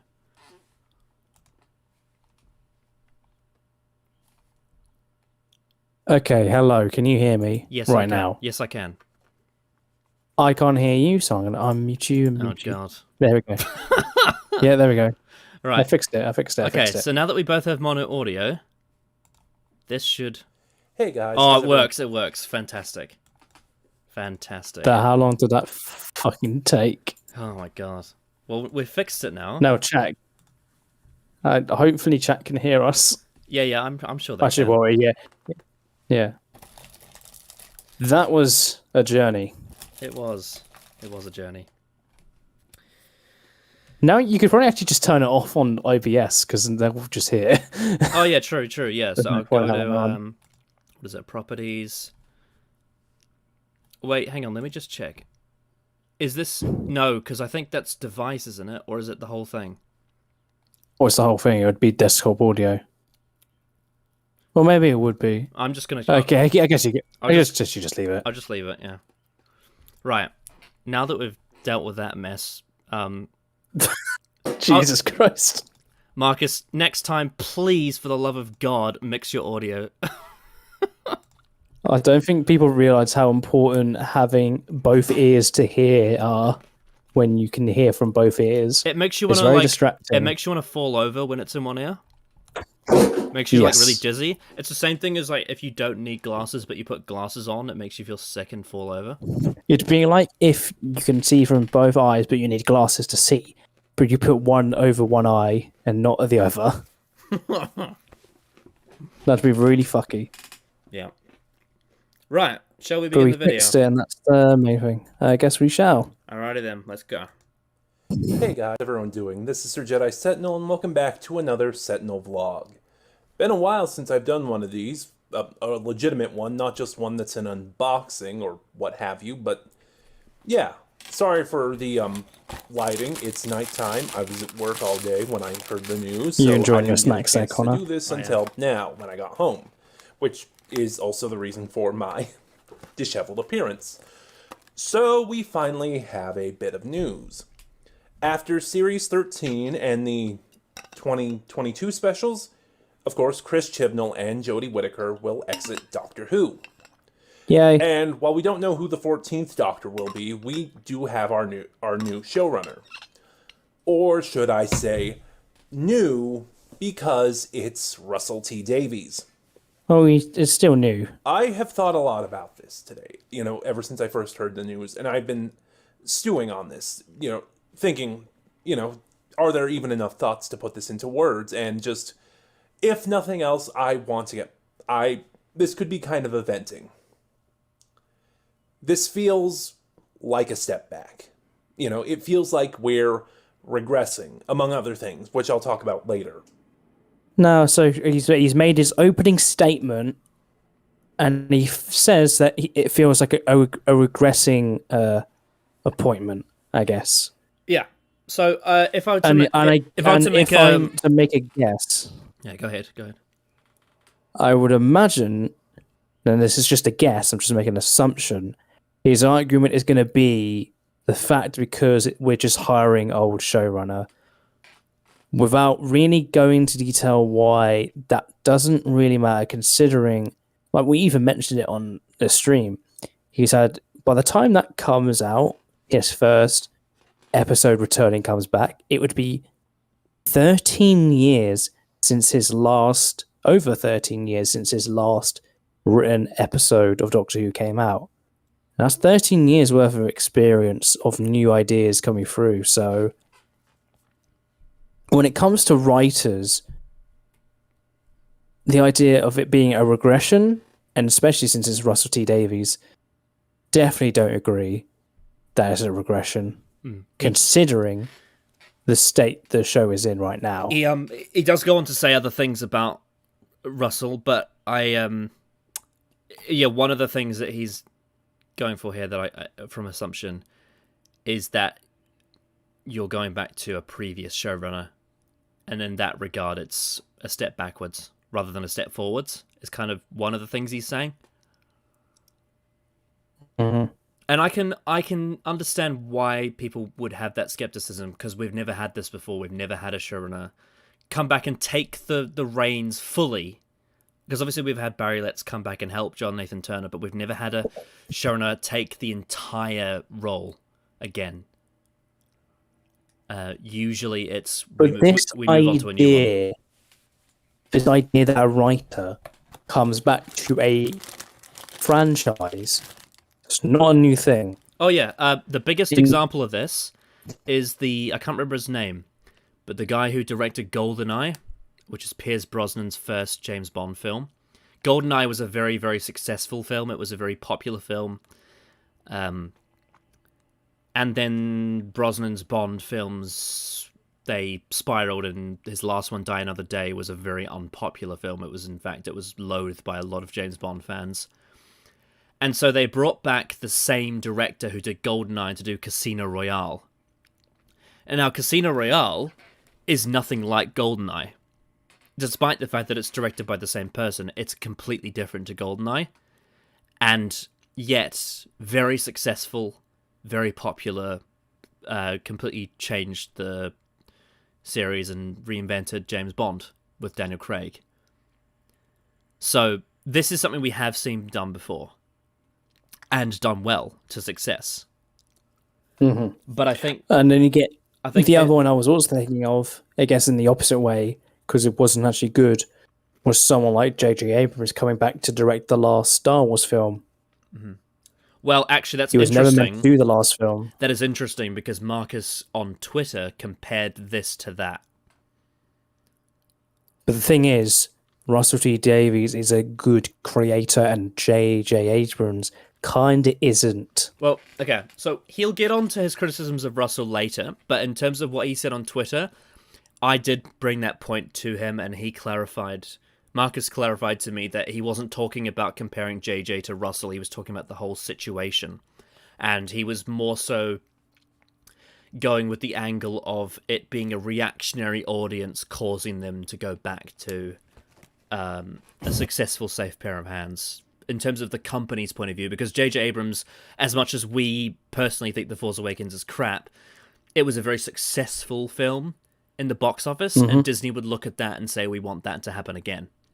And so he sees this as the BBC wanting that from Russell, because Russell's era was very popular and successful in terms of commercially speaking.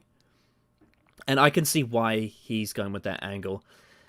But like we said, the caveat is, for us, the proof in the pudding that Russell is very different to J.J. Abrams. And for me, the more interesting point will be when he actually starts talking about Russell as showrunner in his first run, I think.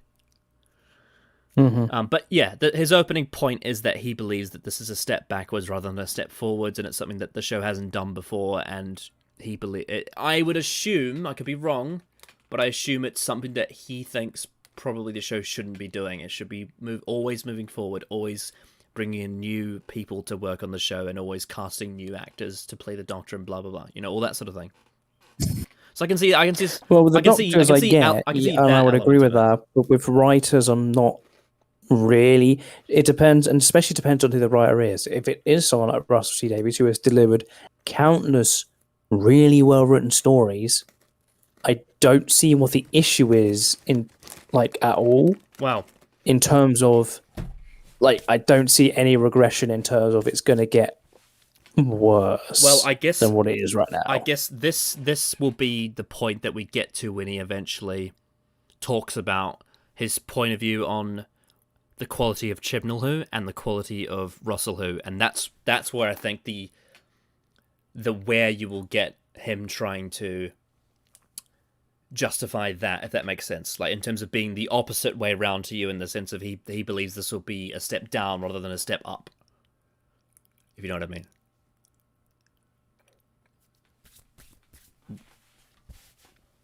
So you that's I think that will be the interesting part of the conversation. Yeah.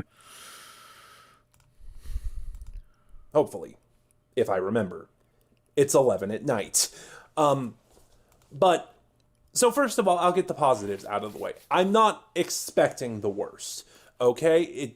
I am looking forward to it, because one thing that's interesting about Russell T Davies' career is that he never does the same thing twice. Except Doctor Who, apparently. Sorry, when I was thinking about this earlier, I made that joke and it sounded funny to me. But no, it's if you look at his career, if you look at the projects he's put out, Queer as Folk, the revival series of Doctor Who, series 1 through 4, and the specials, It's a Sin, Years and Years. Like I said, he never does the same thing twice. The closest we could possibly say is that, in terms of similarities, are Queer as Folk and It's a Sin. And even then, they are still vastly different projects. So, and for those of you who don't know, or are close friends that just follow my channel, Russell T Davies was the showrunner of Doctor Who, the revival series, from Series 1 through Series 4. He oversaw the eras of the ninth Doctor, Christopher Eccleston, excuse me, and the 10th Doctor, David Tennant. One thing I will say... Vlog. Oh, shit, I've gone back by accident. It was like 2 minutes 40, but one thing... Yeah, but what I will say, this is stuff we know. And I say this about a lot. I think, especially like even Bullshit Video kind of did this, and then like I don't get the point. When we're clicking on this kind of video, you can go over it briefly, but I don't need a full essay on the history of Russell T Davies. Well, I think he clarified before that there are some people that watch the channel that are close friends that aren't fans of Doctor Who. They probably don't know, and they might watch his videos because they're interested in him. Sure, and I get that. Just feel like it's a bit of the rehash. I've always not been a fan of that in most videos. I mean, look, I know I can't hold myself back from making this, joke, but I know he's a fan of Chibnall Who, so I'm not. It's not a surprise to me that he's expositing this information. Let's just say that. Anyway, I think my main thing is just probably get to the point a little bit quicker, or maybe just a bit of editing just to maybe pace it out a bit better. Sure. Just a bit of. I think that would help the video. All right. Excuse me, and the 10th Doctor, David Tennant. He is responsible for bringing Doctor Who back. So, as I mentioned, I'm concerned. I don't even remember what I said now. I really shouldn't be doing this so late. Again, you should probably edit. Like, editing is very useful in these kind of videos. He's decided to do a vent on the fly. Obviously in the moment, that's maybe a decision he made, but I don't know what he thinks now. But if it was me, I probably would have done a more sort of constructed video on it and edited it. Well, even if I was doing something off the cuff, I'm still going to edit out the pauses, the bits where I go like, "Oh, excuse me," because that kind of it disrupts the flow of the video. It is possible that he might not have access to the kind of editing software that we do, and he maybe just films his thoughts and then uploads it straight away raw. It is possible. Basically, Marcus, what we're saying is that I know this might sound a bit high and mighty because both Callum and I are editors, but editing is very, very helpful for YouTube vlogs. Yeah, it would really help. It really helps videos with like pacing and sort of like avoiding that kind of awkwardness. It doesn't sound like a big difference. It doesn't sound like a big difference, but it does make a big difference. Yeah. Like the amount, and honestly, it's kind of torture, but the amount of times in a lot of the videos that we do that I have to chop out me saying a lot is very fucking painful. Especially when we're doing reviews, like the Game of Thrones stuff that I've been editing. My God. Like combing through all of that, chopping out the ums and ahs, it does my absolute head in. It makes me go insane how much I say that word. But in the end, it's worth it because the person watching the video doesn't have to suffer through that. Yeah. And it's a bit different with something like a live stream like we're doing right now, because obviously you can't fucking edit live streams on the fly. Yeah. But like, in terms of interestingly, I don't actually say it as much on live streams because a lot of it is spoken from my mind rather than reading off a page. When I'm reading out to someone off my phone, like notes that I've written, that's when I'll say the most ums and ahs because I'm trying to read something and process what I'm looking at and then translate that into words. That takes a lot of effort for me, reading out to someone. But if I'm just speaking my mind, it's a lot easier for me to just say what I want without saying ums and ahs. That's why on live streams thankfully I don't say a lot of ums and ahs on live streams because I'm just speaking my mind. Anyway. I do not like the Russell T Davies era. Like, there's a few standouts I like, but I am not a fan of this era at all. So I don't usually pause after these moments because they are just sort of them speaking their mind. But I just wanted to do this one because this is a hot take. This is an unpopular opinion and it's an uncommon opinion. So I think, and obviously I'm not saying that you have to like it. You don't have to like it if you don't want to. No, you don't. But I just wanted to point out to anyone watching that isn't aware, like, this is this is not a common opinion. It is generally within Doctor Who fandom and within the general public of people that have seen the show, the Russell T Davies era is usually liked, popular, and one of the favorites. And even a lot of the people that aren't a big fan of it, they usually hold it to some level. Like, a lot of the people that don't like New Who still say it's the best era of New Who. I've seen that from a lot of people. Not everyone, but there's quite a lot of people that do say that. So it is a very uncommon opinion to not like it or not hold it in high regard in terms of Doctor Who fandom. Now, I'm not saying that you have to like it. Like, there's plenty of popular things out there that we think aren't very good. But I think one of the prime examples is probably some of the Marvel TV shows that have come out recently. They're very, very, very, very, very, very popular with the general public. Very popular. And they're all trash. So just because something's popular doesn't mean it's good. That would be a populist fallacy, and I'm very much against that. Yeah. Mm-hmm. I do not believe in the argumentum ad populum being a good just because thinking. Rise of Skywalker made like $1 billion does not make it a good film. So you do not have to like something being popular, but I just wanted to point out that within fandom, this is a hot take that Marcus is giving. So he's definitely going to be spicy. He's definitely going to be on an island to some extent. So we'll have to wait and see what he has to say and why he doesn't like the Russell era. Be very interesting why. Like, I like Series 1 for the most part. I like the Ninth It's Doctor. skipped there. What series did you say you liked? Series 1 for the most part, and then he says he likes the Ninth Doctor. For the most that's part. Interesting. For the most part. Yeah. I'll just skip back a little bit. Davies era. Like, there's a few standouts I like, but I am not a fan of this era at all. Like, I like Series 1 for the most part. I like the Ninth Doctor, but boy. The 10th Doctor is one of the worst incarnations of the character in the entire. That is, I mean, let's be honest. We've heard that statement like hundreds of times in our time doing YouTube.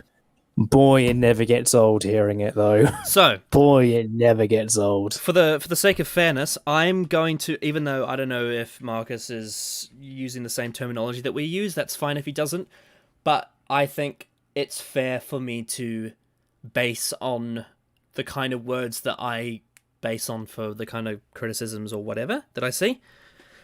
Marcus is making, in my mind, based on the words he's saying, Marcus is making a statement about the quality of this character. He's not saying that I don't. Doctor. If he said I don't enjoy the 10th Doctor, I don't like the 10th Doctor, I don't. I personally don't vibe with the 10th Doctor. Blah blah blah. I'll be like, sure, whatever. That's fine. That's because that's what doesn't pass the vibe checks. That's something that I often hear people say, and that's fine. That's fine. I'm not against that. I mean, obviously, I disagree because I personally love the 10th Doctor, but you don't have to like him. What he's saying here is different to that. What he's saying is that the 10th Doctor is one of the worst incarnations.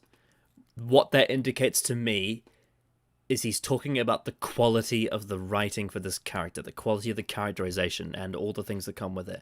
He's saying that fundamentally the 10th Doctor is one of the worst in terms of the craft. That's what I'm getting from this. Yeah, that's what, when you say something like the 10th Doctor is the worst incarnation of the character. So I get a vibe of you think it's not of a high standard compared to the rest. Yes. Now, what that means is either he would have to justify why all of the others, apart from, I mean, he says one of the worst. I know that he said that he thinks the 10th Doctor is the second worst, because I know he thinks that Matt Smith is the worst Doctor.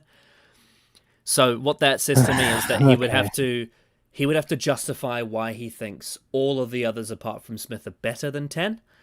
Or he would have to indicate to me why he thinks 10 is bad enough to be down there. Why he thinks that 10 is damaging enough to the character to be down there. That's what he would have to justify. Yeah, he would. He would. Entire series. Like, for me personally, he is my second least favorite after Matt Smith.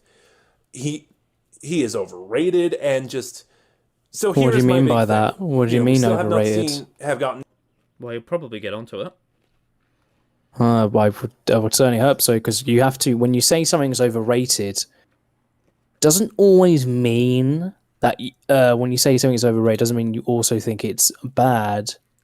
It's just not of the standard of the general consensus. Okay, well, the words he's used, he used worst, which means ranked low down compared to the others. And then and then when he says overrated, it means he's popular and highly regarded and doesn't deserve that level of praise. That's I'm getting that from what he's saying. And then he also, on top of that, added that personally for him, he's his second least favorite, just above Matt Smith. Yeah, so what I was basically getting at, I hope he can justify that claim in a coherent way, I guess. Yeah. He is overrated and just... So here is my big thing. We still have not gotten any casting news on who the 14th Doctor is yet, but here's my thing. Like I said, even though it's a regression, even though I think it's a step back, I do not think what we're going to get with Russell T Davies is going to be the same as what we already got. Like I said, that's what I was saying in my compliment. He never does the same thing twice. So I think Series 14 and the 60th anniversary are not going to be the same as Series 1 through 4. So this kind of brings me into my concern and sort of my complaint about the 10th Doctor. I hope this time around he gets the characterization of the Doctor right. I hope he understands the character. Okay, so his statement of the 10th Doctor is that he thinks the characterization was wrong. Yes. That he's definitely said that. Mm-hmm. That's what he said. Mm-hmm. Now, what he needs to do is back that up, though. That's the big thing. Yeah. He gets the characterization of the Doctor right. I hope he understands the character. Because that is why the understands the character. Yeah, it's saying that Russell T Davies doesn't understand the character.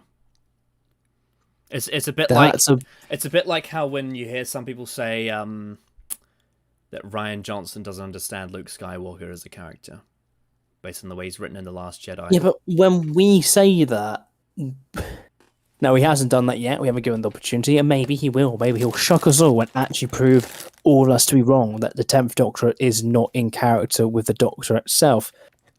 But when we talk about Luke Skywalker, we always, always, always back it up with our claims, with very clear evidence. With references. Oh yeah, like on the top of my head, Luke wouldn't murder his nephew in the dead of night because of a vision he had. Mm-hmm. You know what is interesting though? Marcus Cotton is a big fan of The Last Jedi. Oh, that's very interesting. Very interesting. But that doesn't surprise me. Yeah, and he believes that Luke is in character in it. Did you say he thinks he's the best character? Yeah, he said he thinks he's in character in The Last Jedi. Oh, okay. That's very interesting. Very interesting to me. Mm-hmm. Sounds quite a lot. Anyway. Understands the character. Because that is why the 10th Doctor is so just awful in my mind. There are many, many reasons I could list. For example, all through Series 3, his horrible treatment of Martha, holding Rose on a pedestal, and constantly it's more of the same. More of the same. So we'll unpack because there's points to make, but we'll unpack that. We'll unpack just that small thing. The two things that he just said there. In Series 3, horrible treatment of Martha and holding Rose on a pedestal. That's what he's making his claim of, and that's. Oh wait, I didn't hear that part. Oh wow, okay. Oh okay, right. So that's a lot to unpack.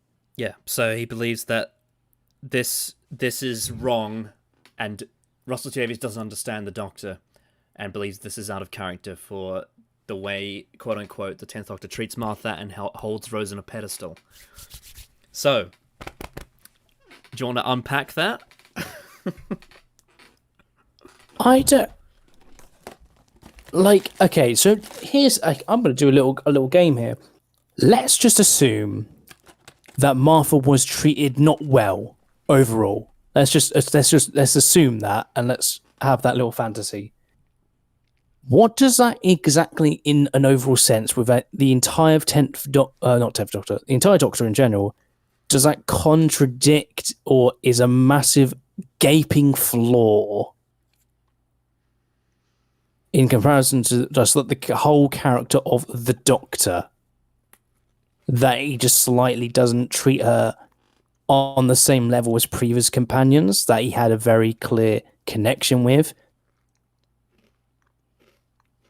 Well, I mean, I don't. Marcus is saying more than that. He's saying that the treatment of her was awful. Yeah, awful. Awful, apparently. That's very strange. Like, if we look at it, does it not make more sense that he would have more of a connection with Rose than Martha just on a baseline? Considering the context of Rose, considering how Rose came into his life at a time where he was at his lowest. On the other end, he's also using words that are more extreme than more connection. He's saying he puts Rose on a pedestal. Yeah, a pedestal is very strange, and I just fundamentally disagree, because he doesn't in the way of, like, it's not operating like constant, and if a lot of people think it is, and a lot of people reference that one scene in Shakespeare Code, and it really frustrates me that they all base around this whole 10th Doctor treats Martha like shit based on that one scene. And it's really, really strange to me, because I always say this. Do people just forget the end of the first episode of that season? Do people just forget what Martha says to the Doctor? Yep. Also, it's not as extreme either way. It's not as extreme as he says. He's not awful to Martha, and he doesn't put Rose on a pedestal per se. Like, he does. Do you remember that scene in well, you will, because when I mention it, but that scene in the Lazarus Experiment near the end, well, pretty much at the end, where Martha actually stands up for herself and says, "You know what? I've enjoyed this, but I don't want to really feel like a passenger, because I feel like someone you just want to take off for a treat." And she's like, "Well, you better go then, because, you know, I don't want to feel like that." And that's and she thinks that's what this whole thing is. Mm-hmm. You know what the Doctor does? What does the Doctor do, Connor? He invites her on as a companion. Does that not seem like growth? It's absolutely growth. It's growth past his grief point. It's in many ways. In fact, in 42 at the end, he gives her a fucking TARDIS key. Yeah, the very next episode gives her a TARDIS key. And you know what that's... You know what a key signifies? This is not just in Doctor Who, but this is in life. When you give someone your house key, it means you trust them. You trust them with your property, with your belongings, with your life. You trust them. He trusts Martha Jones to give her a house key. And another thing I also want to mention, when is, in the time of Series 3, the last time the Doctor brings up Rose? By himself? He himself, Shakespeare Code. By himself. What, the second episode of the 13-episode season? Yep. It's brought up elsewhere, but it's the only time he specifically, intentionally... I guess you could say intentionally. It's the time that he himself, in words, brings it up. Now, obviously, you could make an argument against that in Gridlock, he takes her to New Earth. He wants to recapture the same feeling he had with Rose. So I guess in a subtext sense, you could also count that as well. Mm-hmm. But in terms and I think that's the purpose of it. But he's not saying it inherently, but obviously it's the in that subtext. He's keeping that inside in that one. He doesn't say to her, "Oh yes, you know, me and Rose came here, blah blah blah." And you know what that says? It says a lot about his state of mind in that moment in time. Mm-hmm. Almost as if that's kind of character. And the person that brings it up is Martha. She says, "Oh, so you came in with Rose, did you?" And he's like, "Oh, yeah." Yeah. What's wrong with that? And then Martha says, you know what the interesting thing is about that scene is that he knows straight away that he could have just said yes, but he doesn't. The reason why he stumbles a bit is because he's like, well, yes. He doesn't really want to say it, but then he realizes actually... you can't understand how it stands. My God, because Gridlock is just so damn good. That ties into the entire theme of the episode in the series. It's all about honesty, saying the truth. And also, this is something that, like, believing truth and saying the truth, believing in lies, blah, blah, blah, this is all part of Series 3.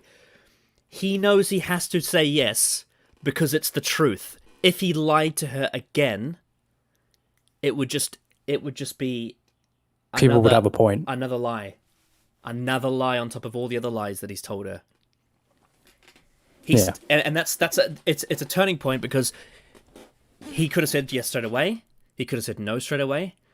He's on the fence because he's in that moment he is starting to realize the error of the lies he's been telling her. And then once she's taken, that's when it happens. That's when it switches, and you get that literally later. And you get that scene when he sees the macro and he's with that guy and he says, "I lied to her." And I was only showing off. Yeah. It's character development. So as if the story acknowledges the Doctor's... He isn't being like deceptively terrible, but it's clear what he's doing isn't really the right thing to do. Mm-hmm. And it seems like a lot of people focus on the fact that he does it in the first place. Yeah. That what he does, that's it. That's the end of the conversation. He shouldn't do that in the first place. Despite clearly in Series 2 having a very personal connection with Rose and how that's, especially coming after the Time Warp, really affected his state of mind. Yeah, so the scene that people might try and point to when trying to say, oh, he puts her on a pedestal, is the climax of the Satan Pit, when he says, "I believe in her." But you have to understand that makes sense. It's justified. When you consider the things he's seen Rose do and the connection they have, it makes sense. The biggest example of this being what she does at the end of the Parting of the Ways. What she pulls off in that moment, in a moment of desperation, what she pulls through and does for him, saving his life, killing the Daleks, saving people. That is something that would make the Doctor believe in her, I think. And you know what's funny about that scene too?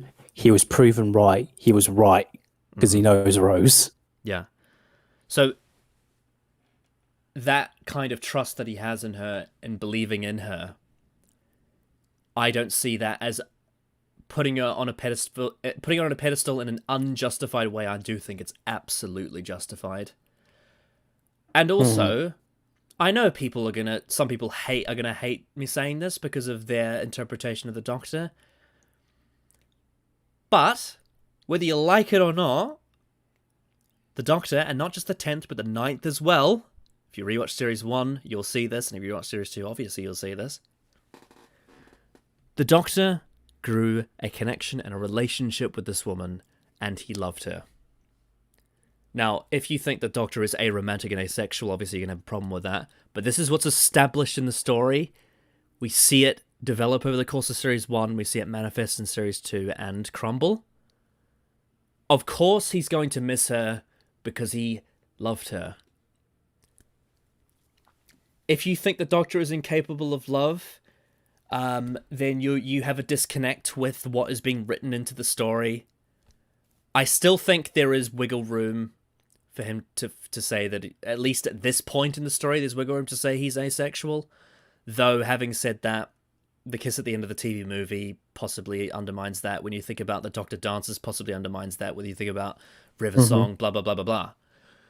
There is wiggle room in terms of his sexuality, but there is absolutely, without a doubt, there are people in his life that he loves, and Rose was one of them. And when you look at the way the story is written and the characters are written over Series 1 and 2, there is justification for it. It's not forced. It's there. It's all there. Now, if you need me to put references to this, I'm sure there's another video, another discussion at another time where I could. But there are references I could absolutely pull that would show this, that would show how this happened, why this happened. So, yes, the Doctor is going to miss Rose. He's going to feel grief. He's going to feel grief that she's gone. And he's also not going to feel bad talking about her in front of his new friend that told him that she wasn't interested. So, and at this point in time in the Shakespeare Code, the Doctor sees Martha Jones the same way he sees Donna in Series 4, as a friend. A friend. And Donna is another person who he talks to about this sort of thing. About people that he misses. Whether that be Gallifrey, whether that be Rose, whether that be even Martha, which is something he mentions in Partners in Crime. The Doctor sees Martha as that friend. But he doesn't know that she lied to him. He doesn't know that she's still romantically attached to him. Why would he assume that she lied? Exactly. A lot of this can be justified by the fact that she lied to him. And the fact that he doesn't have a very good read on human behavior. Because he's fucking alien. Of course he's not going to understand human emotion to the extent that we do. He's not always going to be able to read that subtlety, and not even humans can sometimes. Yes. It happens. At that point in time sometimes in the Shakespeare Code, things. At that point in time in the Shakespeare Code, he is oblivious to what Martha feels about him. Yeah. But we always say this. So it's the fault on both sides, I would say. It's always the fault on both sides, and that's the whole point of the fucking story. Yes. They both make mistakes. The way he feels about Rose makes sense. It's justified. It's built up. It's there. And the grief that he feels for Rose after he loses her is also justified. And then the way he treats Martha, some of it, he doesn't know. He doesn't understand. He's oblivious to it. Some of it is his personality that has been established. Some of it is just circumstance. I don't think you cannot just use this umbrella term to say that the way he treats her at all times is awful and that Martha is 100% justified and right all the time, because she isn't. She makes mistakes too. And it's very clear. And like we said, one of the biggest mistakes she makes is lying to him in the first episode about how she feels about him. And for some reason, people just don't acknowledge this. I don't know why, and they just simply ignore it when it's brought up. So, yeah. It's very, very frustrating. So that's our because Series 3 in particular, always gets its fucking terrible rap, despite having a lot of great episodes. People always say, even when they're bashing Series 3, that there's great episodes, but the arc lets it down. And I couldn't even disagree more. It's a fucking great the arc. The arc's the best thing about Series 3. It's what pushes it over the edge for me. I would agree. It's what makes a lot of the episodes a lot more meaningful. That's why how well written they are. When people, justifiedly so, say, how can Series 3 be so high for you when it has episodes like 42 or the Lazarus Experiment in it? And like I said, the reason why is because the arc is so strong that it carries through it. Yeah, those episodes don't ruin the arc. No, not at all. In fact, I would say the arc is probably the best thing about them. The arc is the best thing about those two episodes. Yeah, definitely. Those two episodes don't damage really anything around it, do they? Like, they only damage themselves. As much garbage 42 is, it doesn't ruin at all the arc in any way. It actually provides more context. The writing issues of 42 are self-contained, for the most part. Because it's written by Chris Chibnall. Yeah, but the stuff that Russell T Davies did with the arc in those two episodes was fucking brilliant. Fantastic. Like, oh my god, especially the Lazarus Experiment. Like, holy shit. Some of the characters... It's set up Some de-aging. Some of the character stuff in that is amazing. Really good. The end, like we even mentioned, the ending is great. So yeah, that's our response to those 2 points he's made. All through Series 3, his horrible treatment of Martha, holding Rose on a pedestal, and constantly telling Martha Rose was better than her.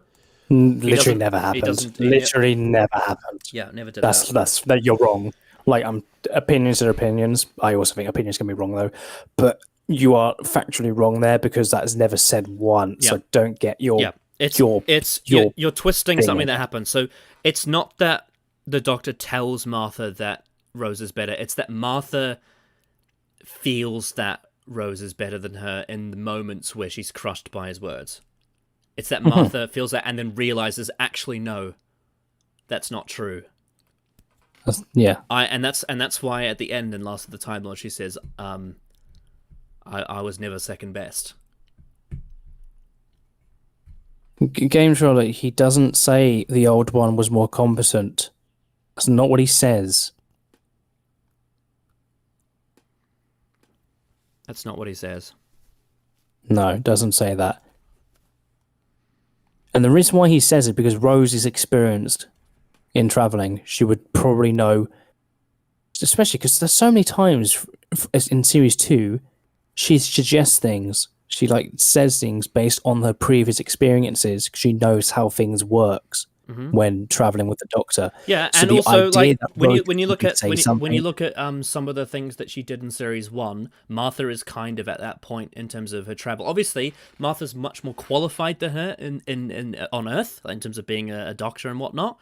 But in terms of traveling, in space and time, she's just as new to it as Rose was in Series 1. So it makes sense. And the Doctor undervaluing her is his mistake, but it's not something that is out of character. It's an assumption that he makes about her that was wrong. Yeah, we need to be very particular about what he actually said and what the actual meaning of that is. And we also got to remember, Martha isn't a companion yet. She's still a guest on this travel. They just literally went to go and see a play, and that was it. She's as much of a companion as, I don't know, bloody Nardole was in the Christmas specials before Series 10. Even Adam Mitchell was more of a companion than her in terms of status. Yeah. I think people need to remember the context of that scene, and they look at the fact that the Doctor says Rose. That's it. That's all they remember. Yeah. It's so fucking frustrating. I know. They see things on a vertical line when there's more to it than that. It's more about a horizontal line than just a vertical line. I don't know where I was going with that. Or, for that matter, falling in love with Rose. You could partially say the 8th Doctor's kind of to blame for kind of arc at the time of the Doctor kind of falling in love with his companions. Not to the degree of the 10th Doctor and Rose. And again, Why? It was terrible. Why? To this Doctor just being a massive hip. Okay, so we need to go back because he didn't explain about that. Okay. So, okay. I would just like to point out, obviously, the classic series, they didn't ever really explore the direction of the Doctor's romantic life in depth. There are moments where they allude to it, but for the most part they don't really address it. There is that one there. I think probably one of the most glaring examples is in the Aztecs. There is that moment where the first Doctor gets engaged to that woman by accident, and it's quite funny. But he does really enjoy her company. But they don't really ever address the Doctor's sexuality or his romantic life. They kind of play him off as being really interested. Here's the thing that I've always bugged me, and I haven't watched a lot in comparison to how much classic there is. I haven't watched a lot of it. The thing that always bugs me is the fact that it seems that a lot of people seem to think that the Doctor being asexual is in the text, and it is always something that in the back of my mind always frustrates me because it's never ever said that he is. And the fact also he has a granddaughter, doesn't that also imply that there's a family essence about him? So what is it actually contradicting when the 10th Doctor falls in love with someone? Just anyone, not even the fact that it's just a human. And the ninth, let's forget about that. And the ninth, let's anybody. Let's not forget this. The ninth Doctor falls in love with Rose, 100%. Yeah, exactly. So, when people say this, what does it contradict? Just tell me. Just tell me what it contradicts. Purely just the fact that we haven't seen it before. That's it, really. There you go. Okay, this is the first time we're seeing it. There you go. Yeah. Rose is coming in a very important part of his life and pulling him out of a very bad situation. It would be. I'd be surprised if he didn't have feelings for her. To be quite frank. Yeah, if we include the expanded universe, there's a lot more to it as well. Like with, especially the 8th Doctor, and possibly the 7th, I believe. So there is more to it. That as well. But if we're talking just the TV show, the TV movie obviously has that in it. Mm-hmm. And to be fair, it's quite rushed. Yes, I don't think it's well executed, but it does have it in it. No, it's not. But yeah, I think I just find it an issue. I think that thinking about how the Doctor has just lost his own race, and when you're extinct, what's the one thing you kind of have the instinct to do? Probably, like if I'm just thinking purely from that point of view, it's like you probably want to find a new home with a new species and new people, and it's potential that the Doctor subconsciously is looking for a partner, because that's what people do when a species when they're in grief, when they're in grief, but also when a species is endangered or extinct. Near extinction, that's kind of what they do, is look for partners, because that's kind of the instinct of a species.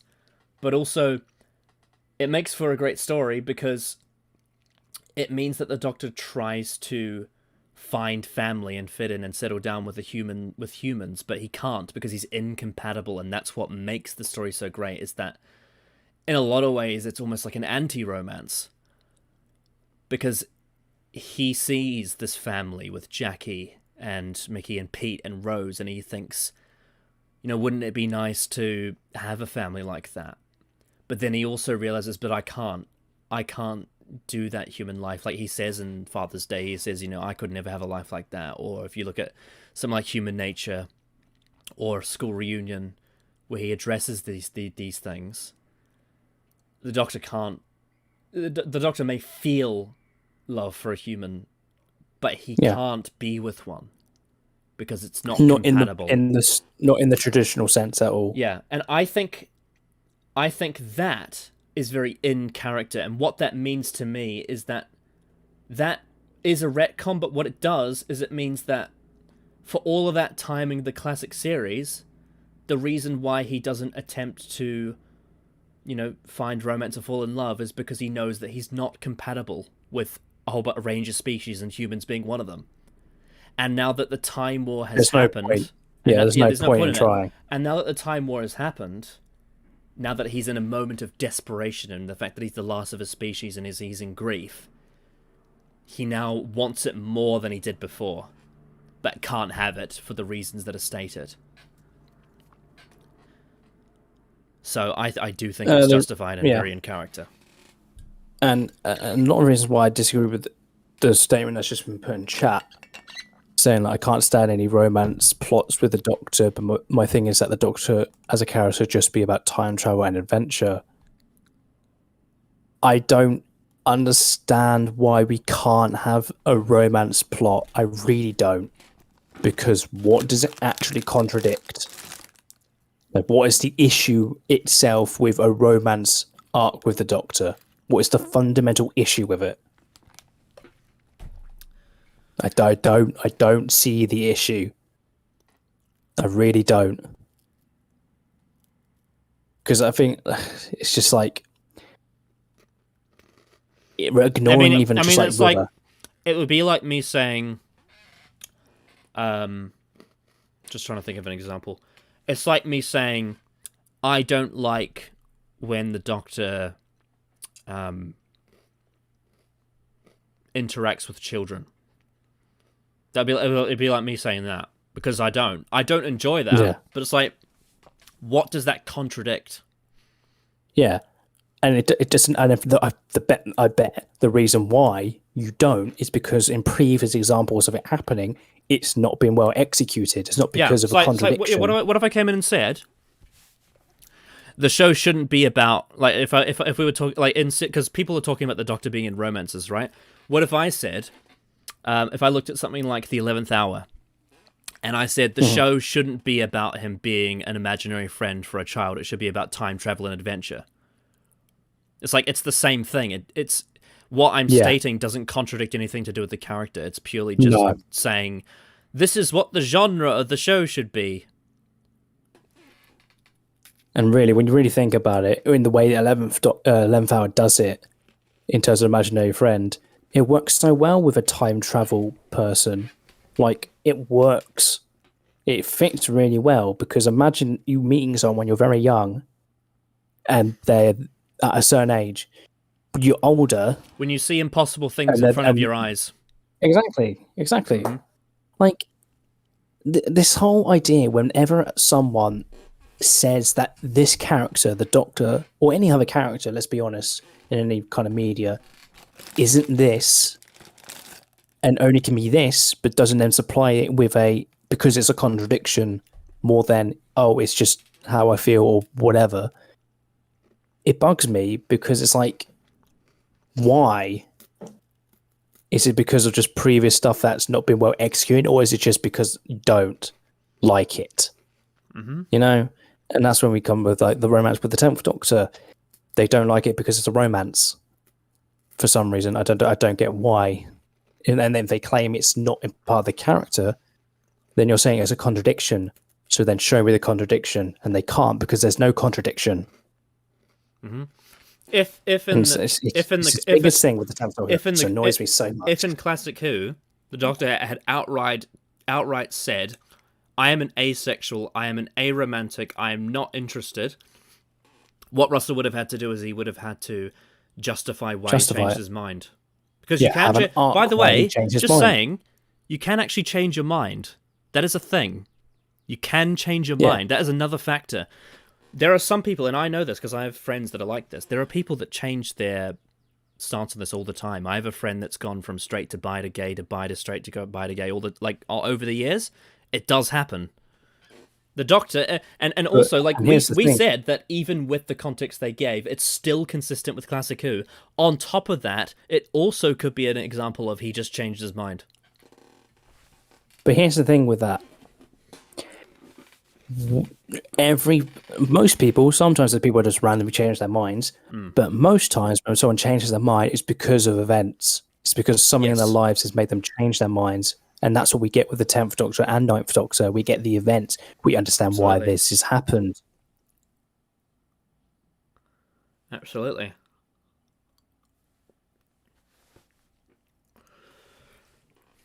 Yep. So... But when you say, and when someone said it was in the Doctor's past, sure, it was in the past, but that's still part of them. What's happened before is still part of them. What I did yesterday is still part of me as a person today. So don't get that point. It feels very limiting of the character, especially the character that the Doctor that has so much potential for any kind of story. It's a very unique character you can do so much with, so limiting it feels weird to me, because in a superficial way, isn't the point of Doctor Who and the Doctor as a character to really explore, like, many different ideas and ideals and all that kind of stuff? Yeah, it's a sandbox. Yeah, that's kind of the unique thing about Doctor Who, because it has that, because it did the groundwork to be able to allow that to be the case. Exactly. It can evolve into so many different things. Yeah, and I think that, and this is me going out on a limb and just saying something personal in terms of what I like in the show. I think that the best possible scenario for how you could handle a Doctor Who romance storyline with this character was done here, where it an anti-romance in the sense of the Doctor can feel attraction and love for someone, but he is incompatible with them. Mm-hmm. And that's why he And can't. you know what? That's why he can't have a relationship with them, because it won't work. Yeah, but at the same time, I could also see just a random guy, like, let's say Doctor Who exists for 50 more years. I could totally see a story in 50 years' time where the Doctor has a story where he does find someone that is compatible, and we have a relationship built between them. Well, I mean, this is kind of what they were alluding to with River Song, actually. But that's the difference. It was executed really badly. Yeah. But imagine if it was executed well. But imagine the potential that could bring. But like, if you just look at having just seen Silence in the Library and Forest of the Dead, for example, the seeds are there. Exactly. They even reference the fact that they are like bickering like an old married couple. Yeah, the actual concept. Oh, this is different. The actual concept and precedent for the Doctor and River having a romance is not a bad thing. It's purely the execution. Mm-hmm. And that's the thing. Whenever you're writing Doctor Who, do whatever the fuck you want. Just don't contradict the show and the character. It's not that hard to do. Yeah, so really, if we circle us back to the video, basically, I think Marcus is trying to state that this is out of character because the Doctor was asexual in Classic Who and now he's not. And there's no reason for it. Whereas what we've done is justify it.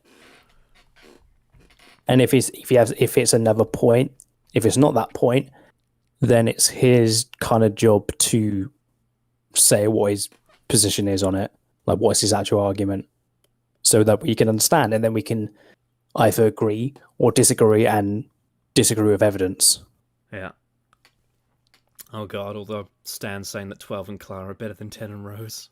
But they're not, though. But 12 and Clara aren't a romance. They're not a romance. That's not what the story is portraying. Some people in the think text at all. I don't get that. I don't get that. Will Maddox says that 12 gets pegged by Clara.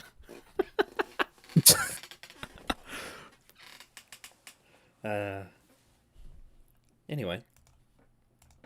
Not to the degree of the 10th Doctor and Rose. And again, it was terrible. So I noticed that he didn't actually tell us why it was terrible. He just said that it was. Okay, so we did all that work. Like, really, actually, I really enjoyed that discussion in the whole why is romance inherently bad in Doctor Who? And then he just says, oh, no, it's just bad. It's bad because it's bad. The next thing's going to be a juicy topic as well. Oh, boy. To this Doctor just being a massive hypocrite about the rest of the character. You know, like, the Doctor's Daughter, again, is one of the worst episodes in the entire series because it hinges on this idea, on this claim that the 10th Doctor is the man who never would. And does it hinge on that? I just thought that was kind of just like the theme of the episode and the Doctor's character. I don't think using the word "it hinges on that" is the right sort of word to use. We'll let him finish his point first.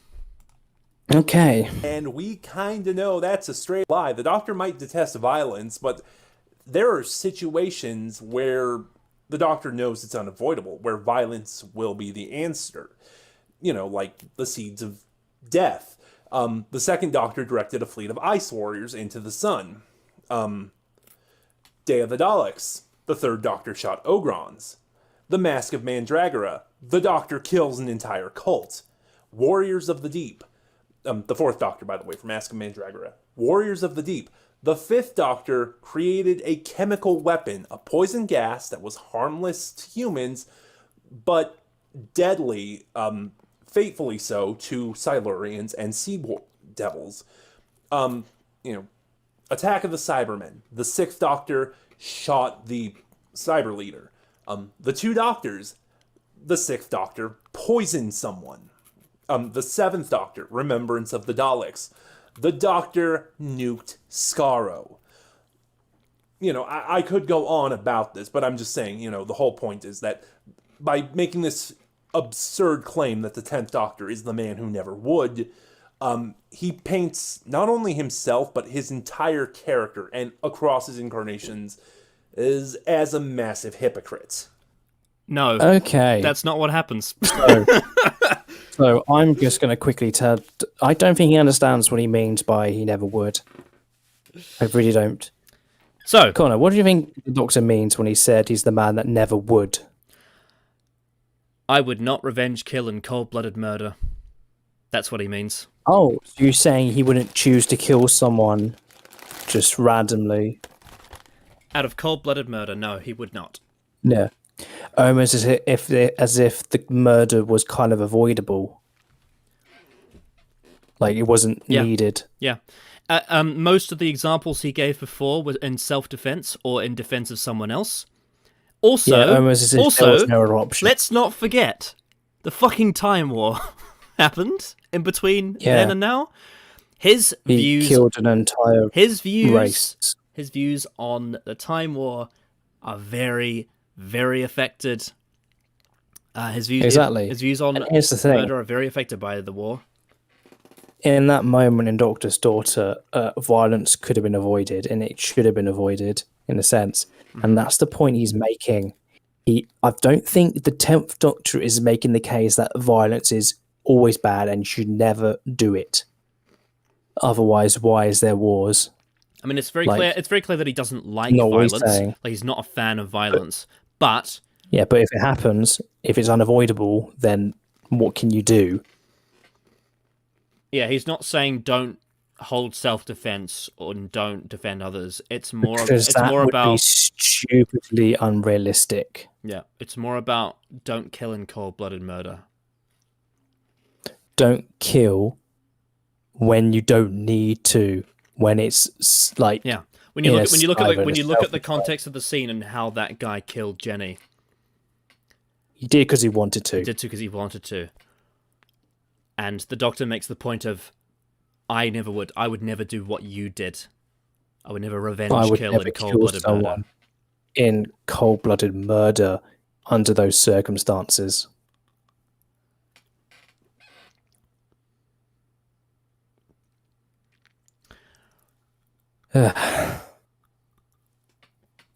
Just seems like a lot of people don't understand the 10th Doctor.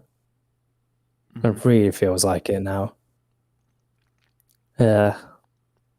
It kind of sucks. Yeah. So it doesn't make him a hypocrite at all, because it's not about... He isn't saying violence always bad. That is not what he's saying at all. He's saying that he doesn't like violence, and in the previous story in this on Taran Tupata, he says he doesn't like looking at guns. He's sick of seeing them. Yeah, like it's his PTSD from being in a war. He doesn't like looking at guns. And also, why does obviously we understand why he's a gun because he's a general, but the way he sees it, why is there a gun in this room? What's the point of having the gun in the room? Yeah, and then in a story like Dalek or Bad Wolf, the reason why he's using one is because he's hot tempered, he's hot headed, and there's. So you think 12 murdering the general is in character then? Sorry, what was that? So Game Troll Prime just said, so he thinks 12 murdering the general is in character then? You'd have to ask him. He probably would say yes. No, I don't think so. I don't think he would say yes to that. I'm not sure, actually. You'd have to ask him. I don't know. I don't really know him that well, so I don't know. I don't know. I haven't asked him about it. Potato. But the Man Who Never Would does not make the Doctor a hypocrite. I think the memes about it are funny, but in all seriousness, it doesn't make him a hypocrite. The context of the scene is different to what people say. It's not just about using a gun. It's not just about killing. It's more. It's more about revenge killing for cold blood, or just cold blood in general, unavoidable circumstances aside. Yeah, in that situation, the guy kills Jenny under no real reason other than a selfish reason. Yep. Like killing out of a selfish reason is just like you're a terrible person. Yeah. And then the reason why the scene in The End of Time when Wilfred wants to give him the gun and he's hesitant. The reason why that works is because the Doctor himself is now being tasked with an unavoidable situation. The stakes have been set by the Sontaran Stratum and the Doctor's daughter. The stakes of unavoidable situations aside is set, and then once he becomes part of one, he's now resisting it. He says, I just don't know if I can do this. I don't know if I can take on. I just can't. No. Because he's been in the Time War before. He's seen so much death and destruction and all that. And didn't 13 leave a spider to suffer to death in Series 11 before Pound and Trump killed it? Yes, she did. Yeah, just to clarify, I know that Marcus believes that Arachnids in the UK is a bad episode, even though he is a fan of Chibnall. But I know that he thinks that, so that does need to be made clear. Anyway. But like I said, that's getting ahead of me and all my issues. I'll just say this, the big point, and like I said, the thing is, I hope now Davies understands the character. Because with the 10th Doctor, he does understand the character, just saying, for all the reasons we stated. Davies turned the Doctor into a Time Lord. I know the Doctor is a Time Lord, so let me elaborate. Okay. He turned the Doctor into everything the Doctor hates. He turned the Doctor into the very reason the Doctor Gallifrey in the first place. So it's just, and that's kind of my fear, that, we're just gonna get more of a Doctor who is the highest authority, who is kind of a god, or as some harsher critics would say, Space Jesus. And I'm really not looking forward to that. And again, just my thoughts that this will be a downgrade from the Chibnall era, which was absolutely fantastic. So we'll unpack that a bit. So his point about the Doctor becoming like a Time Lord is that he believes that's a bad thing for the character to become the reason why he left Gallifrey is because of the Time Lord Society. And within the 10th Doctor, he believes that he became like the thing that he hates. But Jeb made this point earlier on Twitter. The show acknowledges this in excruciating detail that War is a Mars. Yeah, the show absolutely understands that this is happening. And there is an arc to it, and there's a reason why it's there. And there are events that change him leading to that moment. Almost as if Russell knows this, and he's building towards it to justify it. Mm-hmm. And now that, and the reason why this is dumb, one of the reasons why, is because he's the last of the Time Lords. And so what that means is he's the only person in the universe that has that kind of power, which makes him a high authority. It makes him the highest authority of the Time Lords. But within the bloody show itself, it is presented that this is not necessarily a good thing. In fact, in some ways, it is a bad thing. The Doctor becomes this because of the situation, because of the circumstances, and because of his ego. It's not like a character tells him that she thinks what he has become is kind of wrong. It's not like that happens. Yes, is he forgetting Adelaide Brooke? He might be. Or how about all the times Donna argued with him about, his power to make decisions? Yeah, Pfizer Pompeii. Yeah, or how about when Martha Jones stripped him down, not like physically speaking, but she basically outlined to him his problems, his baggage. Mm-hmm. Or how about when Rose refused to see those problems? She had, quote unquote, rose-tinted glasses. She was looking past those problems because she was so in love with him, and she didn't realize that it would come and affect her later, that it would hit her like a ton of bricks, because she was too attached to being with him, that she was in denial of those flaws, and the Doctor was trying to indicate some of those flaws to her, It's like, it's all there. It's all there. It's all acknowledged within the show that the Doctor being the highest authority is a character flaw. And that's why that's where the drama comes from. That's where it's created. That's where the texture and the depth and the suffering and the grief and all of that's where it all happens, really. It's all part of the story, and it's not unjustified either. Like, it's in character because there's an arc to create this to happen. There's an event in the story that causes all of this to happen and manifest and grow and change. Like the Timeless Victorious is built up for like 3 seasons. Since the Christmas invasion, at the very least. I mean, there's things that that set it up beforehand, like that build the bricks in series 1. Obviously, like with the Time War, with like the fixed points in time, with the way time travel works, with his attachment to characters, blah blah blah. But the Christmas invasion very specifically sets this up. Yeah. So yeah. Again, people miss context. I've said before, and I will die on this hill. Thus far, because it's still ongoing, the Chibnall era is the best New Who has ever been. It's the best revival series. It literally really hasn't. Just because the world is destroyed. So, mate, can you tell me, just a random question, how did the Master destroy Gallifrey? Well, I've seen him give this answer before.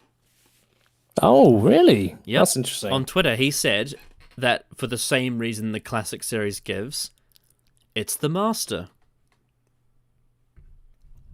Oh, that's oh no. That's how he survived death. No. That's how he did these things.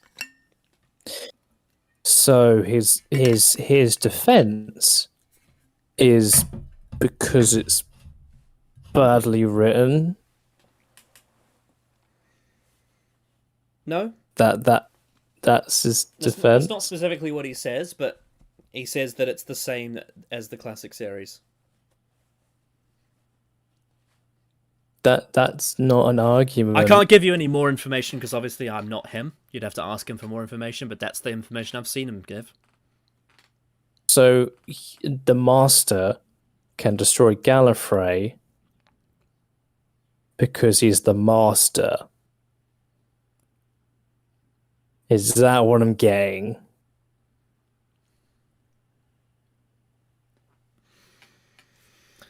Anyway, shall we listen to his points as to why he believes that the Chibnall era is fantastic and the best of New Who? I guess we should. So quintessentially understand what Doctor Who, the character, and the show is. Like, Series 11, for example, fantastic series. No convoluted story arc. Yes, story arc, which I don't care. That's another issue with Davies' series. Well, at least the first one. Did you just say it was convoluted? Sorry? Did you just say that the Davies era is very convoluted? Yeah, the story arcs he's talking about.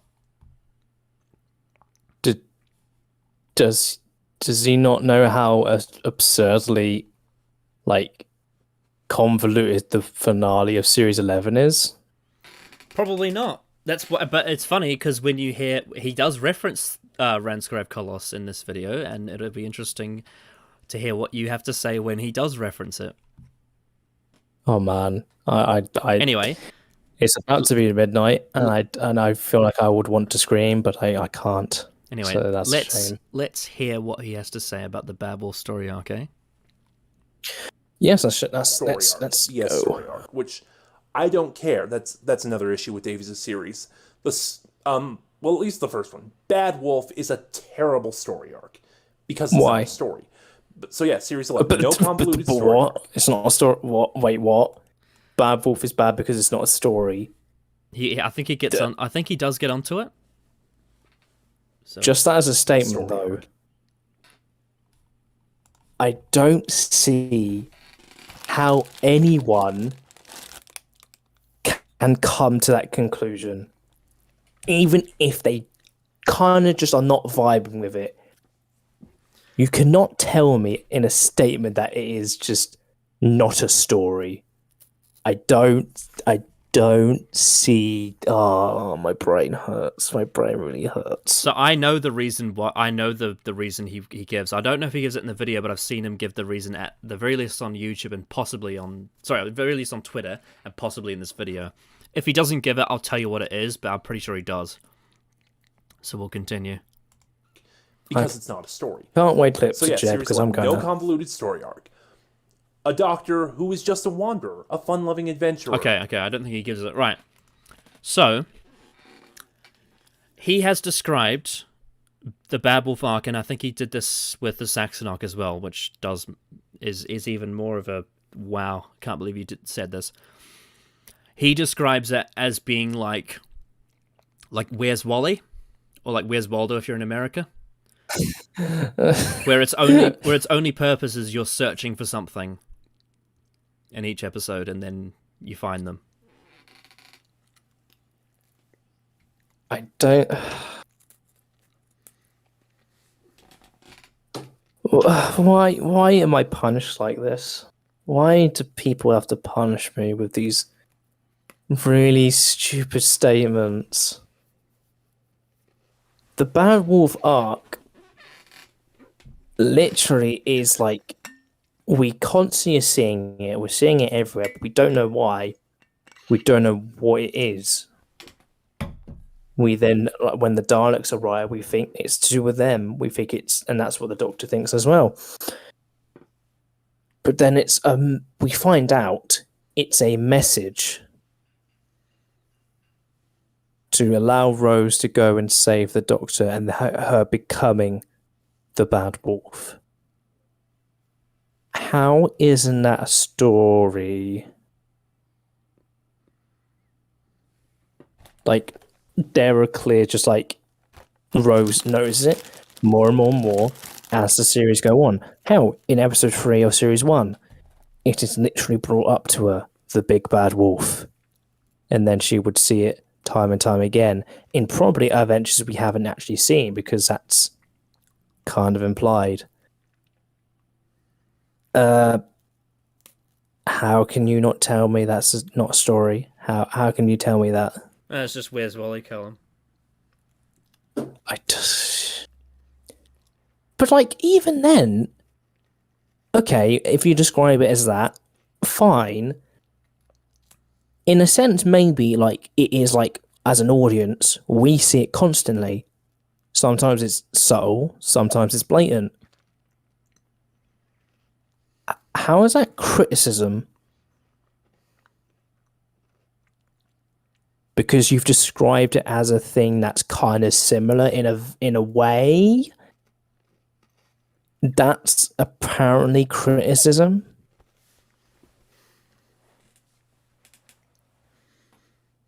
I'm just baffled. I'm really just baffled. Yeah, I don't see how that's criticism when you really have to think about it. I've seen him say before he believes that the only good New Who arc is the Series 8 one, because apparently it's actually a story rather than just a Where's Wally mystery box. But here's the thing. I know we constantly meme about it with J.J. Abrams, the whole mystery box thing. A mystery box arc isn't inherently bad. I don't. What's so bad about a mystery box story? Like, surely it's just to do with the fact that when we're getting these little bits and bobs, especially with, for example, like Series 5, the mystery box is the cracks. More the cracks. Throughout the season, we slowly realise what it kind of is. It's with little hints, like in the Stellarian two-parter, we learn that there's a bit of the TARDIS inside a crack. We don't really know what it means, but we know from that it's something to do with the TARDIS. Interesting to have that in a show that's all about mystery in the title. Yeah. Interesting how. So yeah, his reasoning for the Like, the Series 8 arc that's ongoing being the only good one, is he believes that that's the one that's actually a story, that has a narrative and, has things happen rather than it just being a Where's Wally. Yeah, Missy's identity, wasn't that a mystery box? Yes, it was. Yeah, but he reckons that the actual narrative of it is a story. Yeah, it does. It actually does the same thing. And I wouldn't say that's bad, though. That's the thing. Missy's identity is a mystery box. Okay, and it gets answered in a way that I'm like, okay, that was all right. I think he's more talking about like all the dead people going to the Neversphere. No, yeah. I think with that's it's fine. It's set up fine enough. I'd say it's probably, in terms of Moffat's series arcs, probably one of the better ones. It's probably one of the stronger aspects of Series 8. Yeah. Certainly better than 6, 7, and 9's overarching stories, for God's sake. Jesus Christ. So, like, why is that a story, but Bad Wolf isn't? Well, because he says that Bad Wolf is just a Where's Wally. There's no story to it. It's just... Okay, then Missy is a Where's Wally. Like, she's a person that keeps popping up. I'm sorry, but what? How can you not see the irony in this? I know. It's pretty funny, isn't it?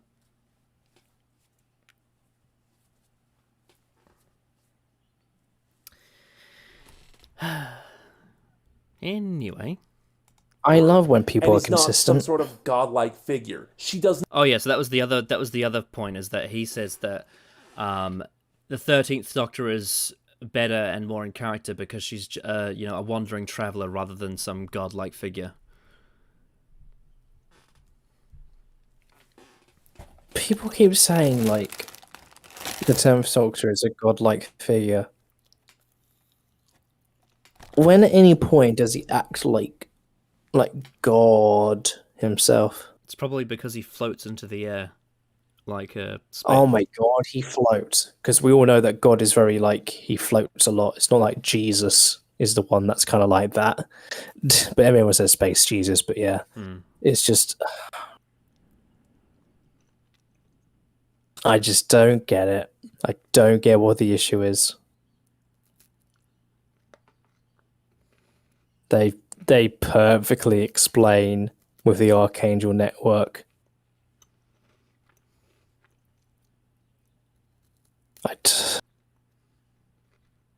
Like the Doctor can't be like, and that's the thing. If we were like, let's say us, we've got told a story in like a post-apocalyptic kind of world, like what is in like Last of the Time Lords.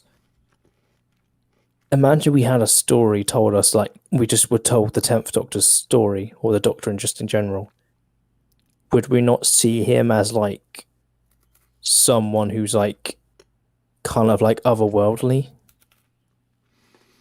Like we'd be in awe of him? Well, there's a line in Boomtown where Margaret the Slitheen, she mentions about how much power the Doctor has now that over people. Now that he's the last of the Time Lords. She says, "Oh, you might as well be a god." It's referencing the amount of power that he has now. Yeah, exactly. He's a Time Lord. So, what I get from that is that Marcus is trying to make the point that now that with Jodie Whittaker's Doctor, she's not portrayed as having that kind of power. She's just a fun-loving traveler. And he says that's better for the character and more in character for the Doctor. But the 10th Doctor does do that, though. Yeah, that's so weird. It's like I don't get that, because the 10th Doctor absolutely shows signs of being a fun-loving adventurer all the time. He literally goes on. Every Doctor does that. Yeah. They all do it. What is his statement? I don't get what his argument is. I don't get this. Yeah, I've always seen the power that he has as a caveat and a complexity to his character, as opposed to the entire thing. The majority of episodes, he is a fun-loving adventurer who has, he has a bit of an ego. He's a bit full of himself. But you know what? Guess who else is a bit full of himself? The Fourth Doctor. Guess who else is a bit full of himself? The Third Doctor. Guess who's very full of himself? The Sixth Doctor. The First Doctor. Like, even the Second Doctor is self-indulgent in his own intelligence and manipulativeness. One of the only characters who isn't is the Fifth Doctor, and he's an exception to the rule. But even then, he knows he's intelligent. He knows he is, like, very smart. Like, I just... Whenever people say this, that the 10th Doctor is something different, that he does different things, he really doesn't when you think about his overall package. Yeah, and the things that are different are justified in the writing and the characterization Yes, and the performance. because that's what's different between different Doctors, because they have a different kind of trait, but not too severe, where they're completely different characters. But even if it's a little bit different from a majority of the incarnations, RTD justifies it. Yeah. And it's this thing that people keep ignoring. They ignore the justifications, and even if they acknowledge it, they just say they don't like it. Yeah. Which, in a sense, is fine, but it's like, so you admit that there's nothing wrong. There's nothing wrong with it at all. So, my assumption is that the motivation and the reason why Marcus says these things is because he probably watches the show for some kind of escapism, blah, blah, blah. Yeah, that's fine. And what he wants is a fluffy character, lead character that's a fun-loving adventurer and nothing more than that. Just, just that.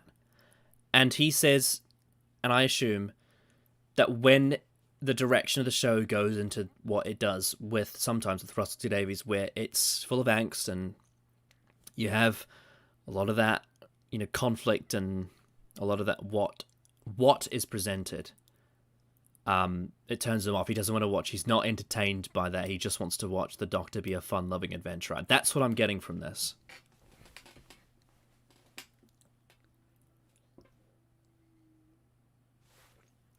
I don't think he's justified in saying it's out of character, though. It's absolutely not. No, it's not. He hasn't. But just what Marcus probably means is that he wants a Doctor that's slightly incompetent. I don't. But you can't really have that without a real justification. Well, it's funny you say that, Game Trailer Prime, because I know that Marcus isn't a fan of the Fifth Doctor, really, so I don't think that your words were... I know he does like the First Doctor, though, but I think it's just more to do with not wanting the Doctor to be full of angst and have a lot of power. I think he just wants the Doctor to be a fun-loving adventurer. That's it, really.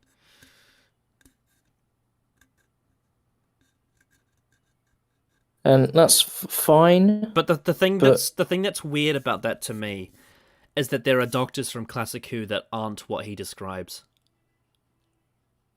Like a lot of the Doctors from Classic Who are far more complex than just a fun-loving adventurer.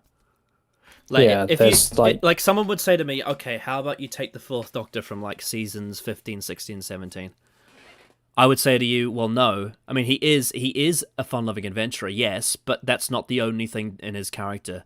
There's a motivation for why he wants to do what he does in something like season 17. It's established from his first episode in season 12 in Robot. It's his character journey, and it's that he wants to escape responsibility in UNIT, and he wants to escape responsibility from the Time Lords, and he wants to have a holiday. He wants to have a holiday, and during his run, there are obstacles in his way that hold him back, like having beef with the Time Lords and angst over what they did to him when they exiled him and when they put him through what they did in The Deadly Assassin. When he has that relationship with the Brigadier unit, where he worked with them and wanting to get away from them, when he has that inner fiery rage about all the different things around him and all that. And something like the key to time that's getting in the way of him having a holiday. There is a journey there. There is a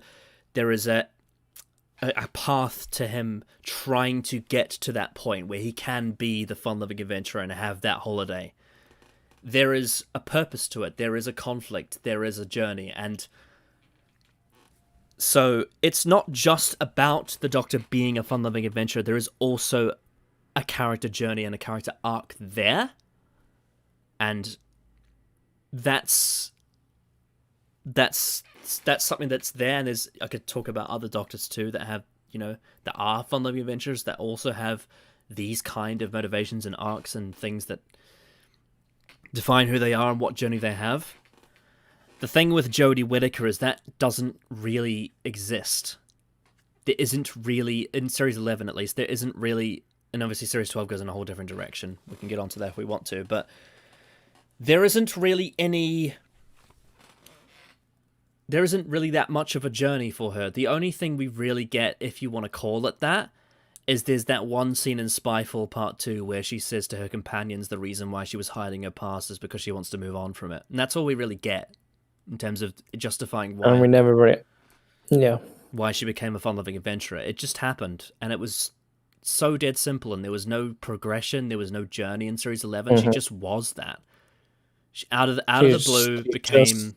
Just a socially awkward, nervous person that's a fun-loving adventurer, and that's it, really. There's not much more to it. I mean, I guess she's got some other traits that the Doctor has, like being righteous against social justice and blah, blah, blah, blah, blah. Or, sorry, I should say social injustice.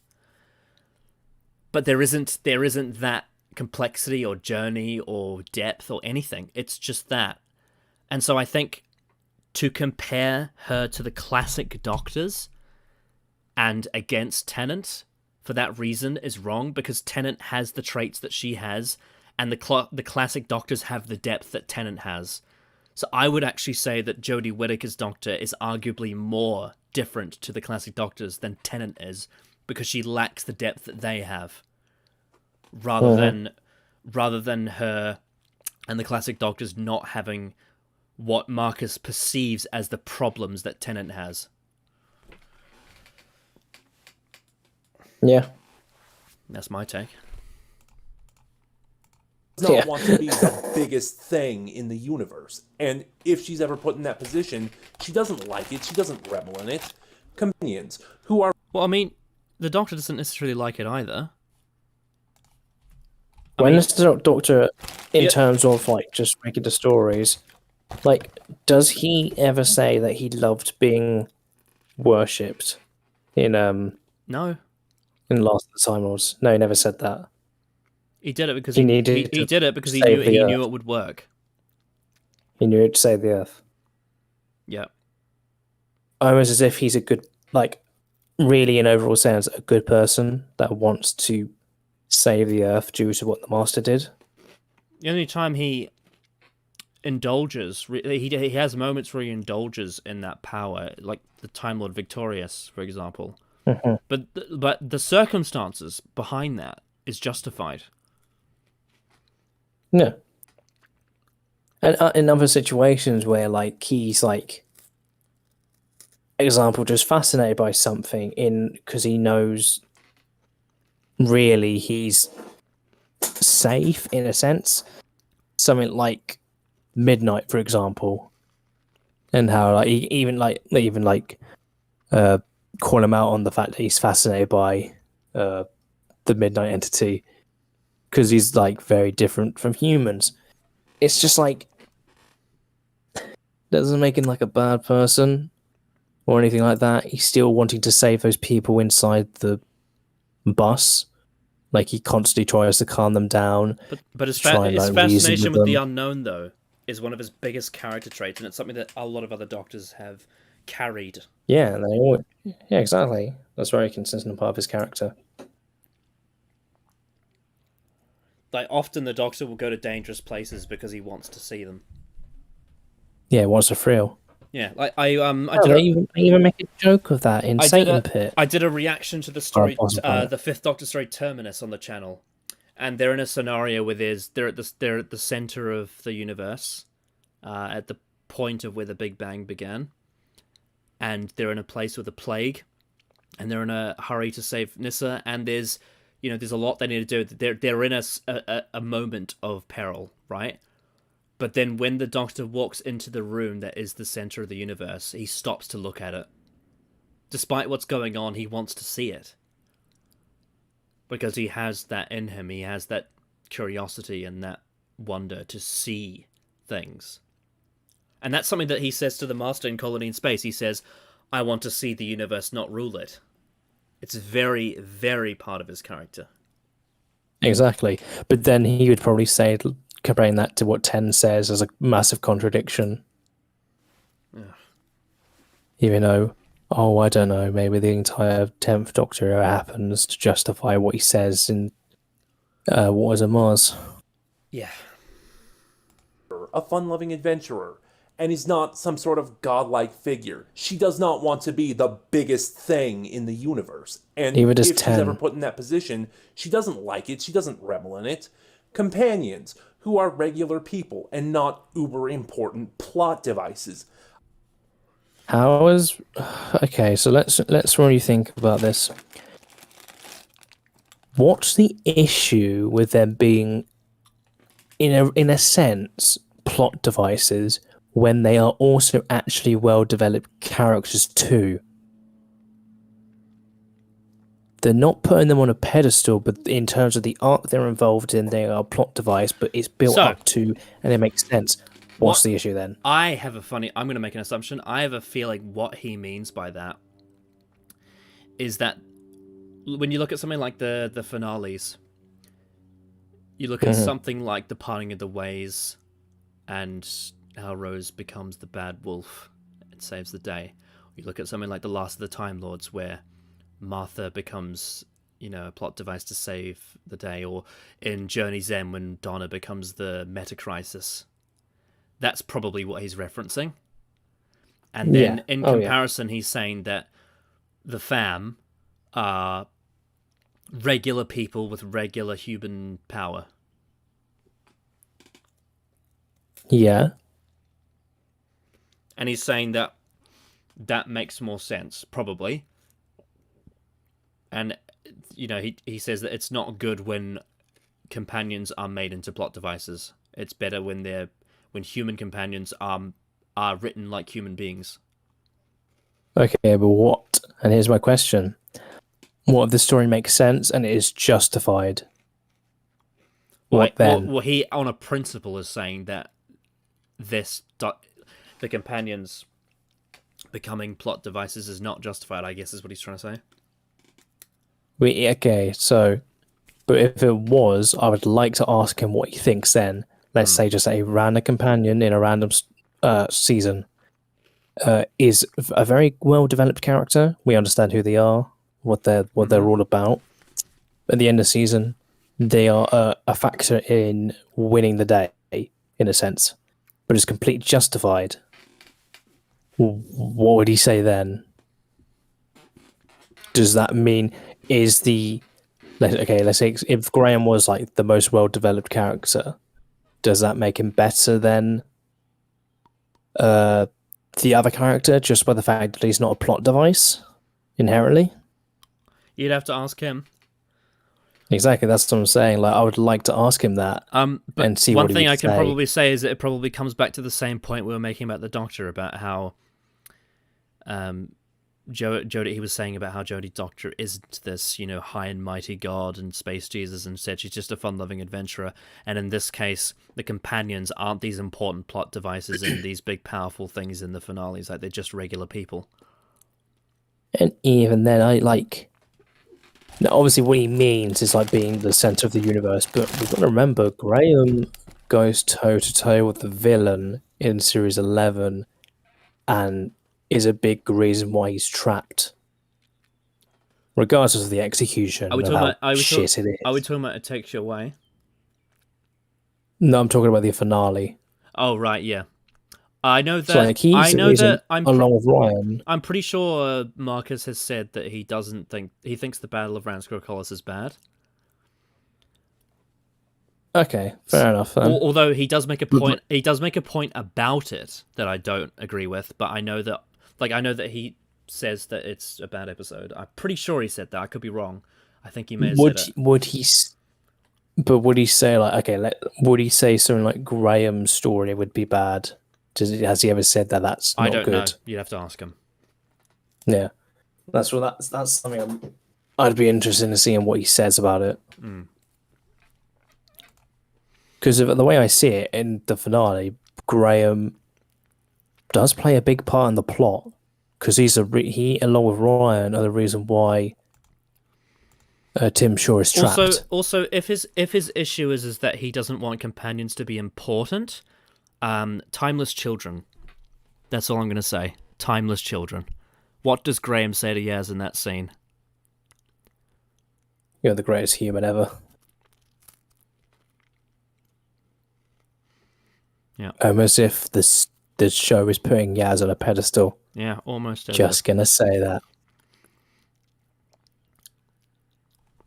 When did? Do you know what's funny? Do you think when did the 10th Doctor ever say Rose was the best person he ever met?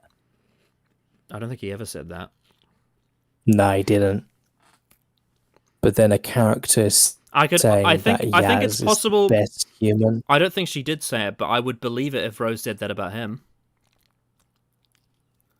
But I would. I don't think that. I don't think she did. No. I know that in the Unquiet Dead, he says, "I'm so glad I met you," but he doesn't say that. Yeah, like even under those first 3 stories, Rose does quite a lot for the only time for that 9. The only time that, like, one of the only occasions of putting people on a pedestal is when in Turn Left. To some extent, you could argue Rose puts Donna on a pedestal when she says, "You're the most important woman in all creation." However, when you look at the circumstances, it's justified because she understands why. She understands that Donna is actually that important to the livelihood of people in the universe. Yeah. Whereas with something like Yaz, like, everything Graham says, I don't understand why he's saying it. He just says it. So the commenter said he may want more regular companions that are on the level as companions of the classic series and not powerful parts of the series arc.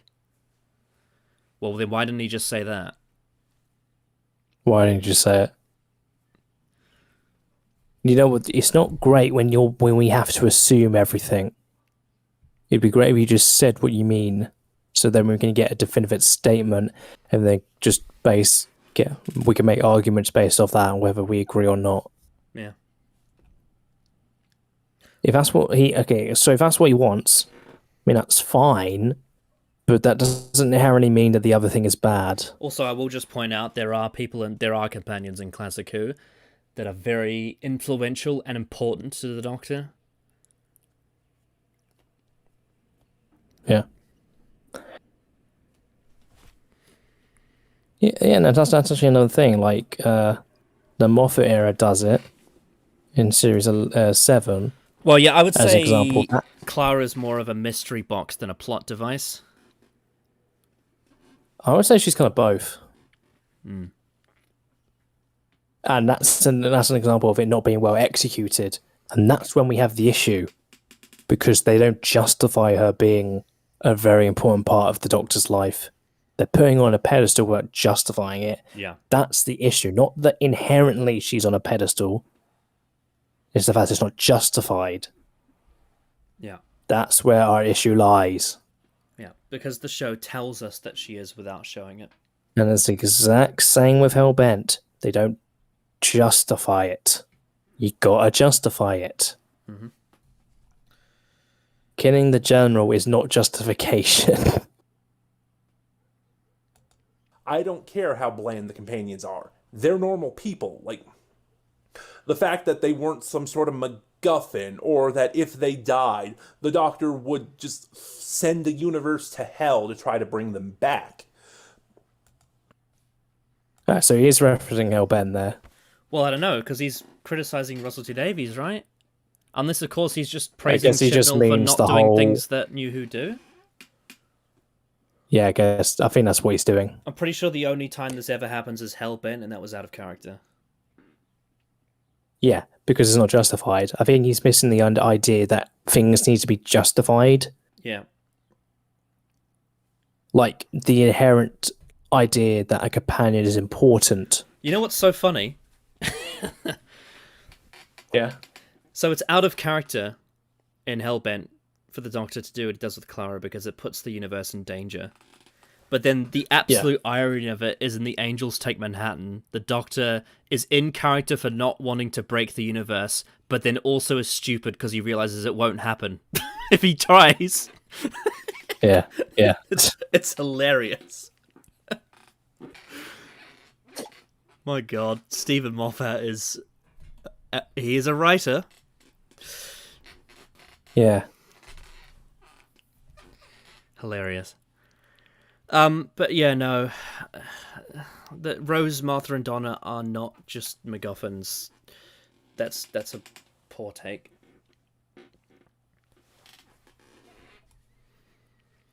And he says what did he say? He said, "I don't care how bland they are, they're just people."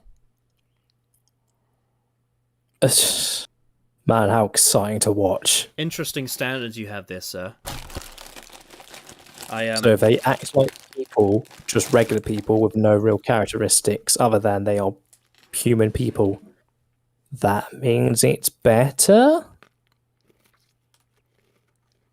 Apparently. Very interesting standard he has here. Yeah. I don't... Very specific standard. This is something I've said before about some of the things that Marcus will often say, and I did a tweet about this a week ago or so.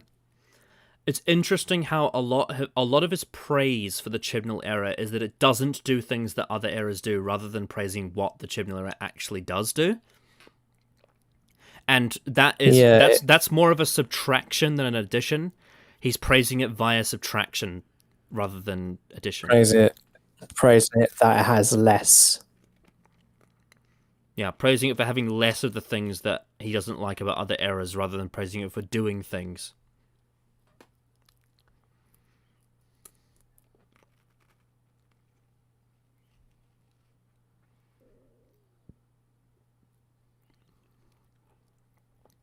Oh yeah. You got a point, Brian. There are people in Classic Who that are extraordinary.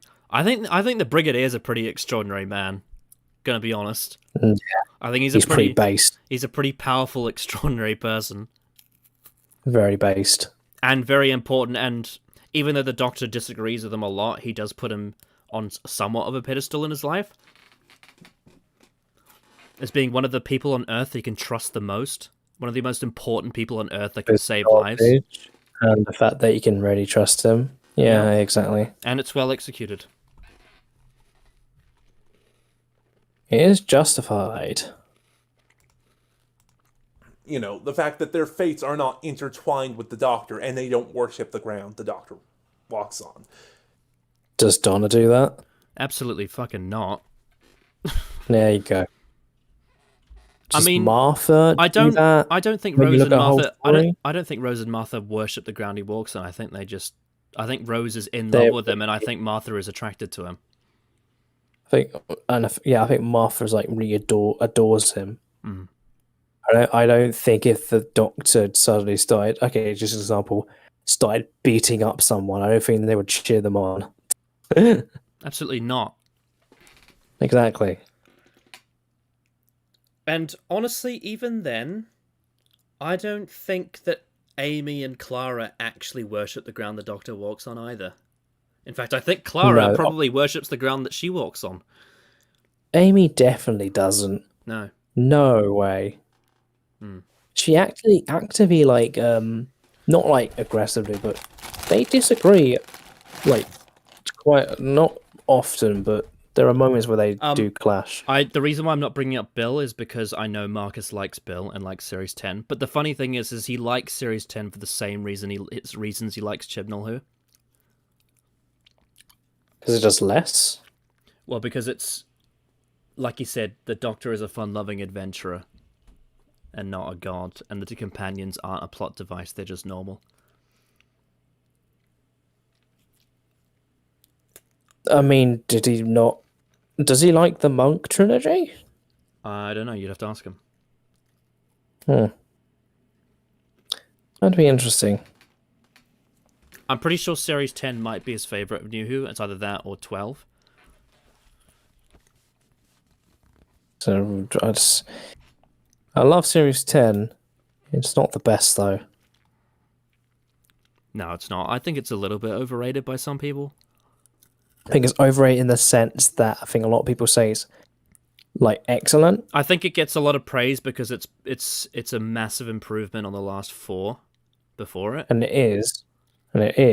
But I think when you compare it to, like, in my opinion, the Russell T Davies era and a lot of Classic Who, it doesn't hold that much of a candle.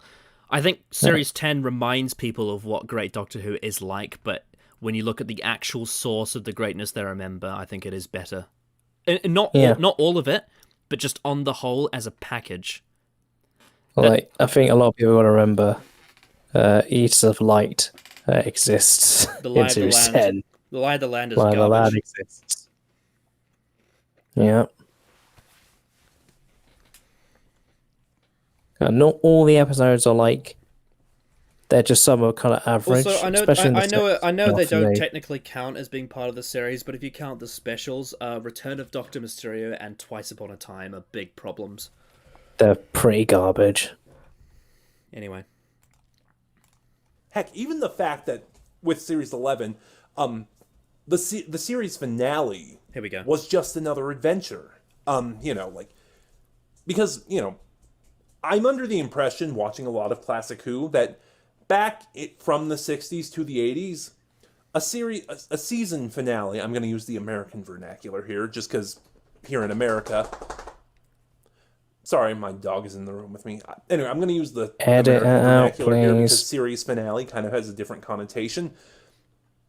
But from the 60s to the 80s, I get the impression that a season finale was not the same thing it is now, It wasn't this big thing that would impact the show forever. Not necessarily. I mean, some of them are, some of them aren't. It depends which one you're talking about.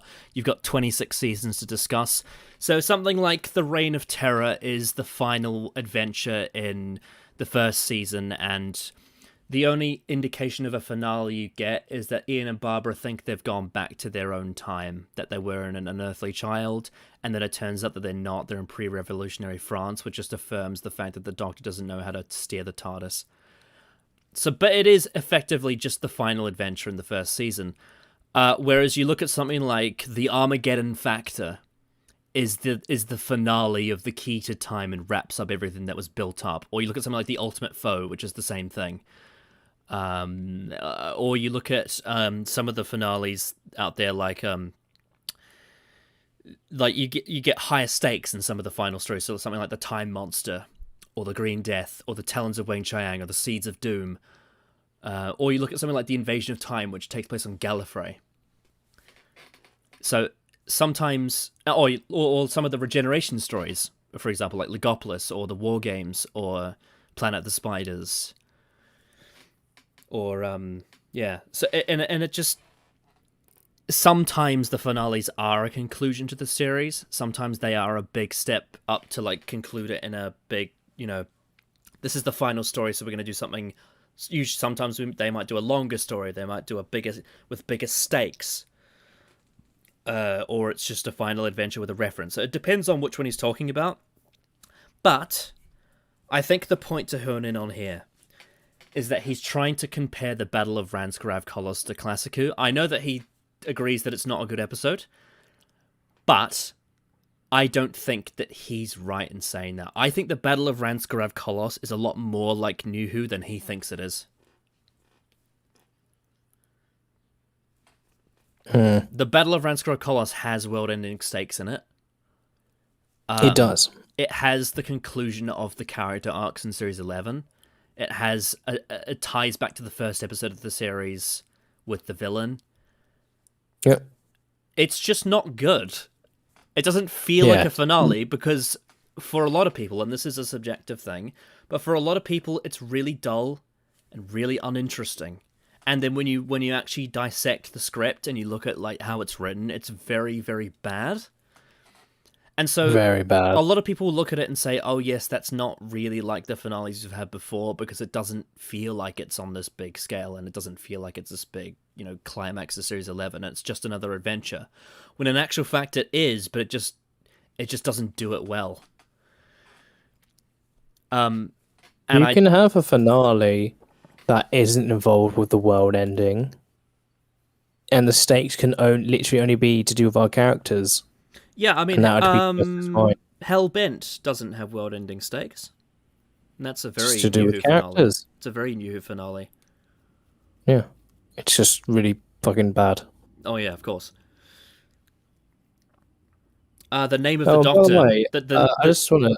Sorry, go ahead. I was just going to say, just right to someone in the comments, I don't actually hate Return of the Doctor Mysterio. Like, I'm just like middling to it, but I acknowledge it's fucking terrible script wise. If I say something's like garbage, that doesn't mean I always hate it. Well, I think one of the prime examples is that EFAP, they always watch Batwoman, even though they know it's a bad show. They just they love Batwoman. They love it. They're entertained. They're entertained by it. I also don't hate Twice Upon a Time. If anything, I'm just kind of fine with it in terms of how I fit my feelings towards it. It's a bad script, though. Yeah, it's like if someone said to me like, "Oh, why the hell are you going to go watch Cyberwoman?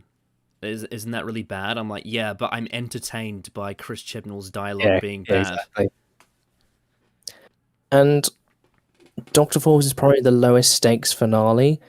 I mean, if your definition of the stakes is I would disagree with ending, that. I would disagree with that. I think it is. There are high stakes, but they're well, they establish that the stakes are the people on board. Yeah, I think it's more so just the people on board are strangers to the audience, so they don't really know who they are, and so it may not feel like higher stakes to the audience, but they are. And it's also our characters. Stakes, yeah. Our characters are at stake. Yeah, of course.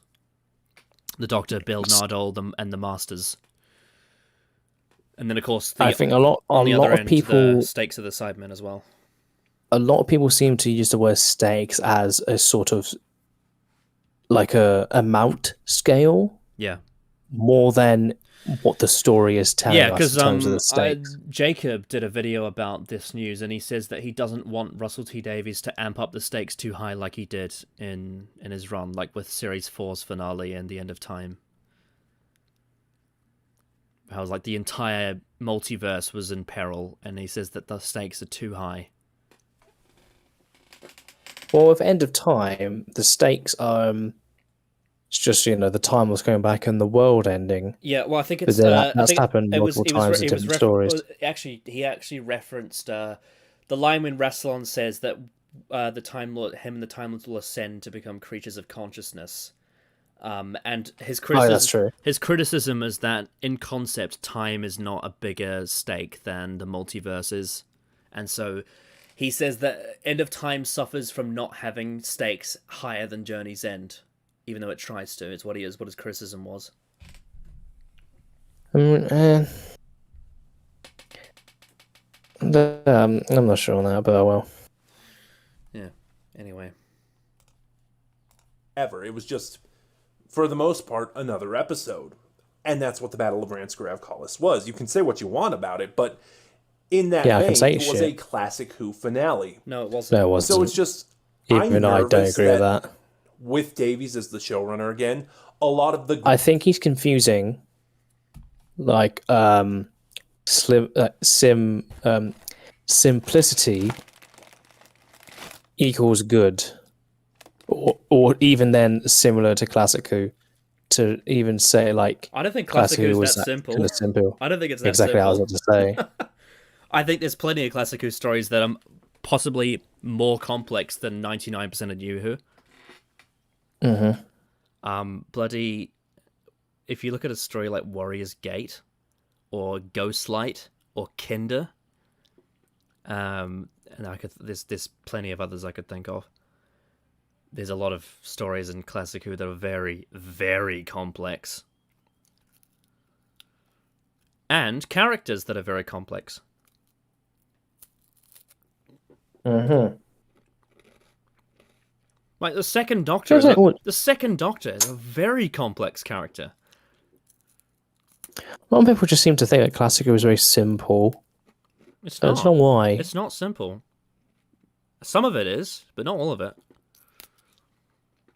It's got a different style, sure, but that doesn't make it, in comparison to New Who, simpler.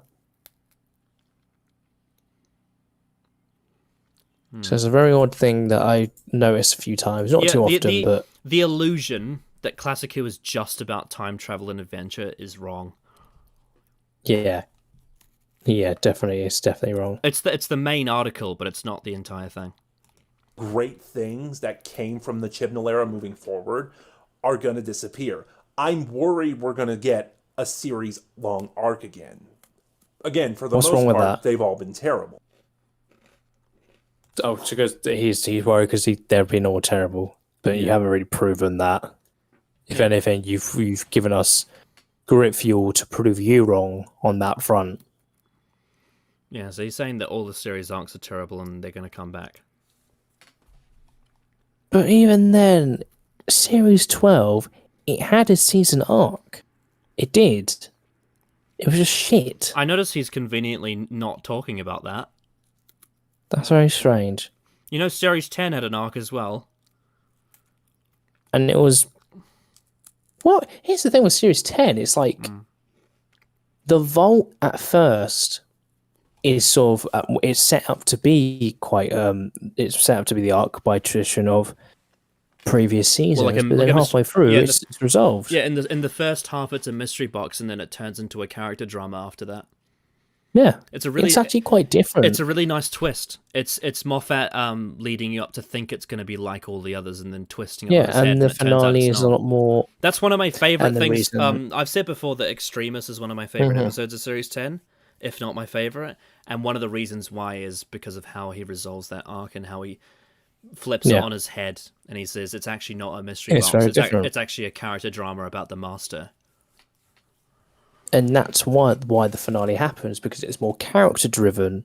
The reason why they get into that situation is a more character-driven aspect, which I think actually naturally really happens. And I think that's possibly why I really liked Series 10, is because it was, we hadn't got this kind of character focus in a long time. It felt very, very similar to the kind of thing that Russell would do, but with a sort of Moffat flavor on it. Unfortunately, not all the character drama works. Unfortunately, The Lie of the Land buggers that. But we came really close. Came very close to having some great character drama in The Lie of the Land. But unfortunately, what happens, happens. But yeah, no, series arcs are not inherently a bad thing. Sometimes they are bad, but not the idea of having one in the series is not a bad thing. And in fact, if Marcus is saying that they are inherently a bad thing to have, that just invalidates Series 12, which is one of the things that he is praising. Because Series 12's arc is absolutely, in the series a lot.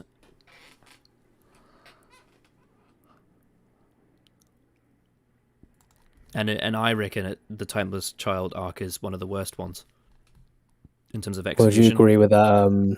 Would you agree with that comment? Let's just come in, Connor. I don't think a lot of Classic Who has the complex, dramatic weight of New Who. I guess that's why, 10 and Rose have a lot more emotional complexities compared to 4 and Sarah, I guess. It's more external. The drama in New Who is a lot more external, whereas in Classic Who it's more internal. So when you get, a companion departure, usually the characters will hold it in and there'll be a lot of tension. Whereas in New Who, it's more external, and you see the emotion. I'd say externally. I think in terms of character, that's quite complex. Yeah. I mean so I don't think I agree with that. Sarah Jane's exit in The Hand of Fear does have quite a lot of complex emotion going on, but it's very internal. It's not expressed. I think it's just in how it's executed. It's just different. Yeah. I wouldn't agree. I think it's just in terms of the style, maybe. Yeah, but I would say that. I guess you could say it's more subtle. Yeah, I guess. Yeah, I would say that, but then I still think that's quite a very complex dramatic weight. Oh yeah, I think it's just very, very stylized differently. Yeah, Joe Grant's exit is the same in The Green Death. It's the same thing. There's a lot of complexity to the scenario and the emotions going on with her and the Third Doctor, and how they don't how they don't communicate to each other what they're really thinking, and like how they translate the Doctor's thoughts through his actions, and how, you know, as she walks away, he stares at his wine glass and very slowly and takes the sip, and the expression on his face that he has when he walks out to his car, it's a lot more internal, and it's just a different style, but it is just, I would say, it has a lot of complexity. I think there is an illusion, partly because of the style, but then also I think Russell T Davies' drama is just usually on another level when it comes to characters compared to most writers. So I think that might be part of it too. Is that it's just more developed than some others. That's not a knock on Classic Who, but I just think RTD is one of the best character writers in the show because of how developed the characters are, and that way that the illusion is that it's a lot more complex in regards to it. But that doesn't mean to say that it isn't complex elsewhere. It absolutely is. Well, I'm starting to get like a theme from this stream is I think like a lot of people don't seem to realize that obviously it's the same show, but I think Classic Who and New Who are a lot similar, or have a lot more similarities than people think they do. Yeah. I think a lot of people regard them as not massively like gapingly different, but that there's a clear difference, when I don't think there is. I think there's a lot of similarities that I think a lot of people don't seem to notice. I think the thing that just changes the most is the tone of the production. Is probably the tone thing and kind of and presentation. Yeah, tone and presentation, and that's just going to happen. I mean, you look at the 60s and you look at the 80s, the tone and presentation is very different. But at the end of the day, if you look at the Russell T Davies era and you look at the Chris Chibnall era, the tone and presentation is very different. But at the end of the day, they're all stories about the Doctor. So I would say that there's a lot more similarities than people really give it credit for, you know? I'm not going to get any more on that. I'm worried we're going to get a very deified Doctor again. I'm worried companions are going to have their fates intertwined with the Doctors. It's going to be melodramatic as hell, and... So, you mean there'll be actual drama? Yeah, so this is something that I have heard a lot of people say about Russell T Davies' era Doctor Who. They say that it's very melodramatic. Yeah. I don't think it's... I really don't like it. I don't think it's melodramatic, really. I think it's just dramatic. Yeah, I think it's and that it actually puts... It's a different kind of style. Like I just said, it's a different kind of style, but at the end of the day, it's a story being told. Yeah, Russell T Davies has come out and said, like, he's... usually he's not a subtle writer. He'll be big and bold. And that's just a different style. Doesn't mean it's bad. It's just a different way of doing it. Yeah. Yeah. But I don't think that makes it melodramatic. I just think it makes it dramatic.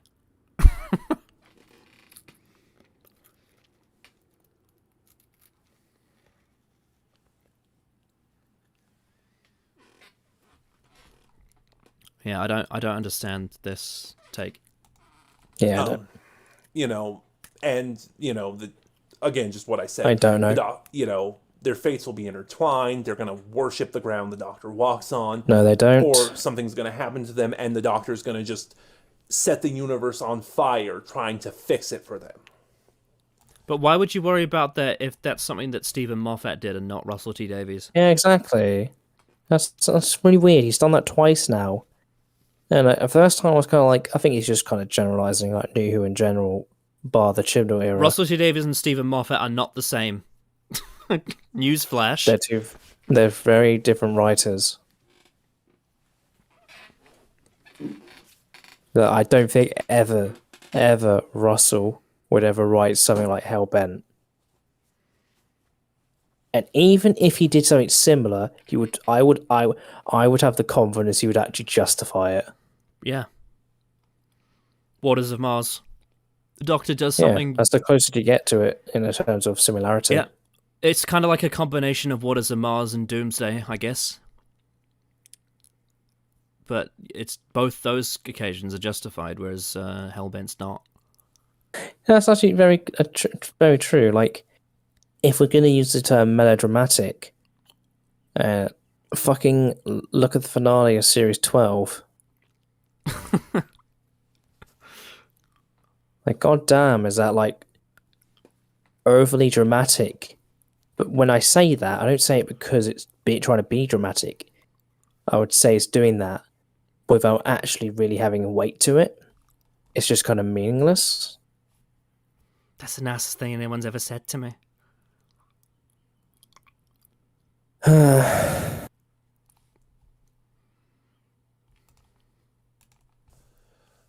But like I said, I think part of casting Davies as the showrunner is purely reactionary because No, it's not. It's not purely reactionary. Part of it would be. Well, here's the thing, though. Part of it will be. We don't know. We don't know, but part of it will be in the sense that the BBC wants success for the show because it's gone downhill in terms of its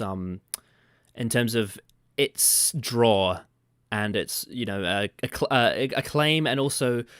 You see more roboty, so I've just turned my internet on and off. Okay, yeah. It just said OBS disconnected then reconnected. Oh, okay. I just want to check if the stream's all good. Oh, it's scrolling. Oh no, I think it's back now. Okay, I think it's back. I think it just briefly disconnected for a bit. Yeah, I think so. But it's all good. Okay. I can't remember what I was going to say now. I lost my point. Anyway. You know, this thing happened before. Not in Doctor Who, but it happened before. The vocal minority screamed so loud about what they hated that the powers that be intervened. And it's why the rise of Skywalker exists. So I just want to point out that he's attributing this reactionary decision to the Bolstricks and the Not My Doctors of the world. I don't think that's right. I think there is more to it than just that for the BBC to make that decision. I think it's more to do with the overall disinterest in the show. I think the BBC care a lot more about the majority of people in the general public that have switched off, as opposed to the very, like you say, vocal minority of Not My Doctors that are just hating on the show because a woman was cast. We also have to keep in mind that there are people that say this era is bad that are like the hashtag Not My Doctors. Like, there's people like us who have been trashing the show constantly and we constantly talk about the writing in good faith as well. In very good faith.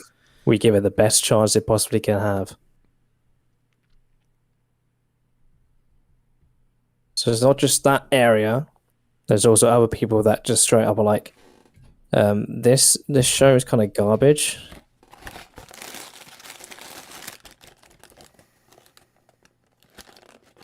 So yeah, it's just. And also the reason why the Rise of Skywalker was the way it was because Rian Johnson ruined Star Wars. Let's not get it twisted. And they thought, okay, let's get J.J. Abrams in and try and fix it. And obviously, because he can't. Yeah, and from Marcus's POV, what he's trying to say is that there was nothing wrong with The Last Jedi and there was nothing wrong with Chris Chibnall's Doctor Who to want that much change. Yeah. And that the backlash was a vocal minority. When I don't think that's necessarily true. I think more people don't like this era than he thinks. Yeah. I think more people dislike The Last Jedi than he thinks as well. I think it's now pretty popular to say The Last Jedi was bad. Yeah. There's obviously people that like it, and that's fine, but I know, in my life at least, I've met more people that dislike it than like it. it's becoming more acceptable to say The Last Jedi was terrible now.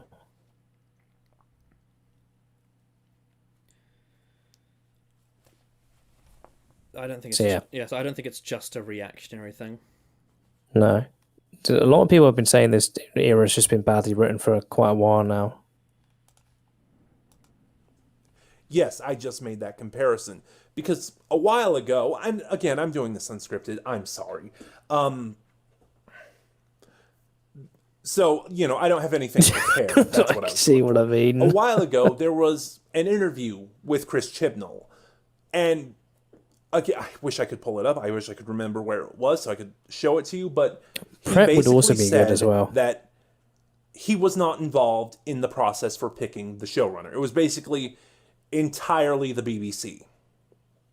So, and, again, making my comparison to the Rise of Skywalker and Lucasfilm, that's another thing that worries me about Davies being the showrunner, that this is purely reactionary. The studio and the powers that be are listening so intently on the screaming of the vocal minority that they're going, oh, hey, you liked this, let's bring it back.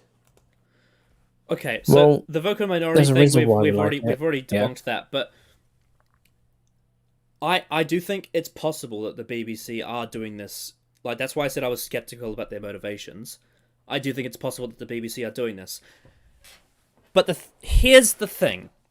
What matters at the end of the day isn't necessarily their motivations. What matters at the end of the day is what we get in the show. And that's why I brought up to Marcus on Twitter that Russell T Davies and J.J. Abrams are not the same.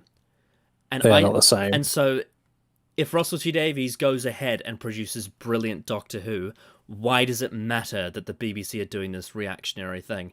If he does that and it's a success and it's good and it's popular, then their decision that they made was potentially a good one.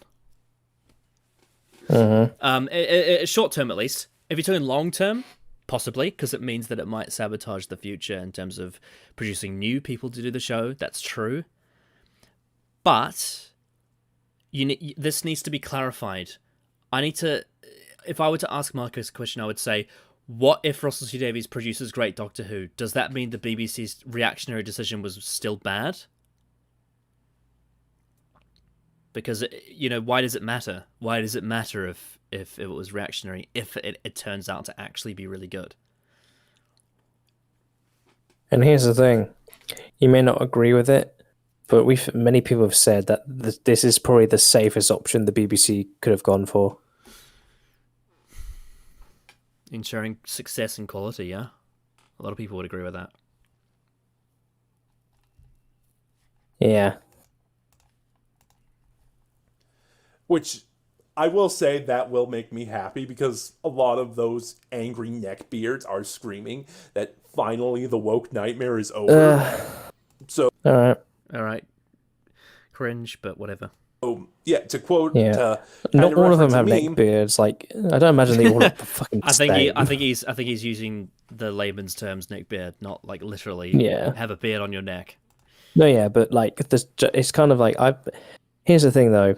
Not my doctor is a male. There's a lot of mix of like different people. God, I'm just imagining Bolstrick on the phone with Marcus saying, "Guess what, motherfucker? I got to shave."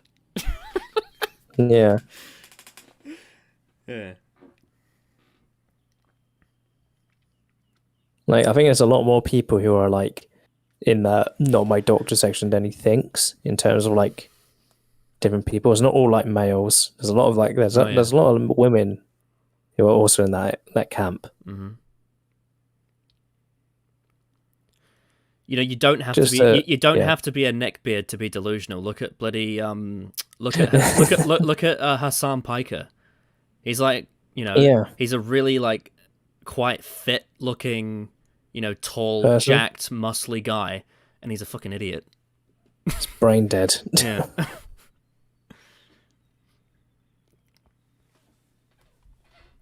So, yeah. I don't know if you've seen Connor, but H3H3 announced that he's doing a fucking podcast with him. Well, I mean, he did one before, I think. Yeah, I see. Yeah. I just find that very funny. I think H383 just like does it with anyone, really. Yeah. Anyway. Tell me you've never watched Russell T Davies' work without telling me you've never watched Russell T Davies' work. So he's trying to say that, yeah, the Not My Doctors think that when Russell comes back, the woke nightmare will be over. I mean, yeah, they are wrong about that. Russell T Davies is... Also, some don't think that. Yeah, some don't think that Like, as well. Bolstrick proved it yesterday that he doesn't think that's the case. He thinks it will continue, so... Yeah, I mean, Jeb posted something that Russell said, didn't he, on Twitter, about like all the things he did in his own era. Yeah, a lot of people didn't notice it. Apparently, he's extremely political. Very, very much so. As a kid, you definitely don't notice it, but as an adult, but I it'd be think worrying if you didn't. the angle Marcus is taking here is that he's going to feel vindicated when the Not My Doctors realize that it's going to be very political. I don't care. Yeah, I'm not that bothered what they think. No, I don't really give a shit about getting, vindication on them. I mean, we did it. Well, I basically got it all out when we did the Bolstrick live stream, I guess. Yeah, but I don't really. I've never really. But I don't really, actually cared. I don't really care anymore. Like, I'm just like, all right, we've sorted out that. I've never really cared. I've never given people like Bolstrick much thought. Like, they do what they do, and it's kind of shitty. But I'm like, yeah, not really my thing. I don't really care. I'll focus on the writing, thank you. Yeah, the actual things that matter. And just to rub salt in that wound, Russell T Davies likes the timeless child story. He likes the... Okay, so there's mixed things about this. There are contradicting things that he has said about the timeless child. So there was one thing he said during the lockdowns where he was when they did the live watch together of Journey's End two-parter. He mentioned that, oh yes, this isn't as meaningful anymore now that there's like 537 other doctors. And that was like a kind of a jab at the timeless child thing. But then also in interviews since then, he's also said that he likes the timeless child. So I don't think we actually know the truth. I don't think that we really know what he thinks about it, because I think that it's very possible that A, he could have been joking about the number of doctors thing, he could have just been having a laugh, or B, he may have been saying he likes the timeless child thing in interviews because Chris Chibnall is his friend, and in terms of professionalism, it's in his interest to promote Doctor Who and in the BBC show and Chris Chibnall, his friend's show. So we don't really know what he thinks about it. I think what will prove it is what he does in regards to it once we actually get to when he's the showrunner. So I think there's not really much proof as to what Russell T Davies thinks about the timeless child. I think it could go either way, because he said contradicting things about it.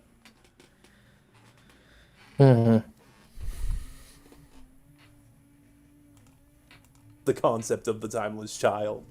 So if nothing else, just seeing these angry neckbeards and NMDs just set themselves up to be so disappointed is going to be glorious. Here's the thing though, Marcus. I just want to say this thing. Even if he does like the timeless child and wants to, build on it or have it part of his run, that doesn't necessarily justify the timeless child. Just because Russell T Davies likes it. Yeah. And also... if he does, I disagree with him massively. Yeah, I would too. But also, even if he does incorporate it, and obviously I do think the timeless child is bad, there are things that he could do with it that could make it better or make something out of it.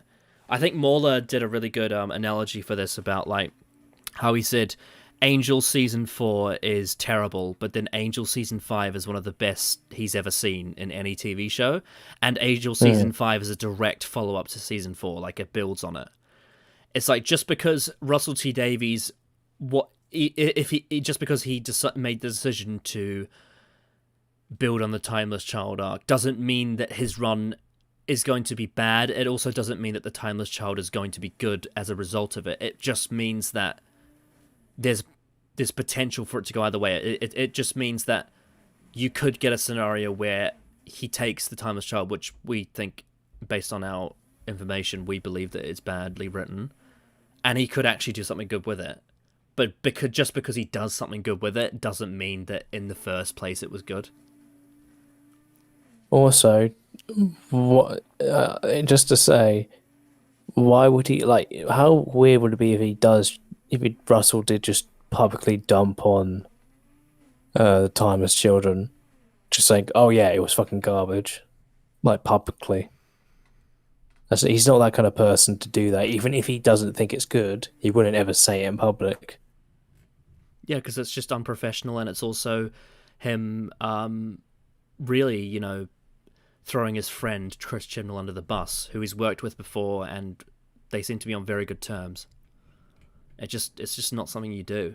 And in fact, even if they weren't friends, it's just like blasting someone for that is kind of just inappropriate. Like, it's not really healthy criticism, is it? Just using the media to make their writing look really bad, I think, is potentially it could potentially be quite a nasty thing to do, depending on the context. Arguably speaking, I know it depends on how it would go down, but I don't think, if Russell T Davies doesn't like the Timeless Child, I don't see him coming out and saying that he doesn't like it, because he, for the reasons that we've stated, it's just not something you do if you're in that situation. But yeah, that's kind of everything I have to say on the matter.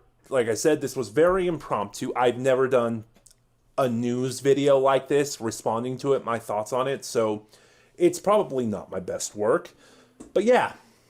Yeah, it so wasn't for the very 60th good. anniversary, from Series 14 onward, who knows how long, it might be 3 seasons again, because that seems to be how TV works. That's another thing I'm not getting into. I think it's just how Doctor Who works. Russell T Davies is the new showrunner of Doctor Who. Why even? I don't get the question. I'm not going to say... Because he's done the show before, so he's technically not new. He's returning. Yeah, just I don't get the... I guess, like, in a sense, but, like... I'm not happy. I'm just going to say I'm kind of disappointed, and I'm trepidatious going forward. Like, again, I'm not against the idea. I'm going to see what it... I'm curious to see what's going to happen. It's just... Yeah, I don't even have words. I'm disappointed. What are your thoughts? You don't have words that Please you've talked for start like a 14 conversation in the minutes. comments below. Given how divisive the Chibnall era and Jodie Whittaker, the Chibnall era of Doctor Who and Jodie Whittaker has been, and, the fact that Russell T Davies is coming back, be respectful, please. I like engaging conversation. I like differing viewpoints. But my process is, you're allowed to have a different opinion, you're allowed to have a differing viewpoint, until you're toxic, harmful, dangerous, or bigoted. Anyway, this is Sir Jedi Sentinel, and I will see you guys next time. Alright. Well, that was that. Yeah. Not a very good video. No, not really. A lot of his reasoning for being worried about the new RTD era were kind of unfounded. And you could do, even at any point he would make, especially around the whole series arc thing. It's so strange he didn't mention Series 12. Like, he didn't even try to mention it and say, this is how you actually do it.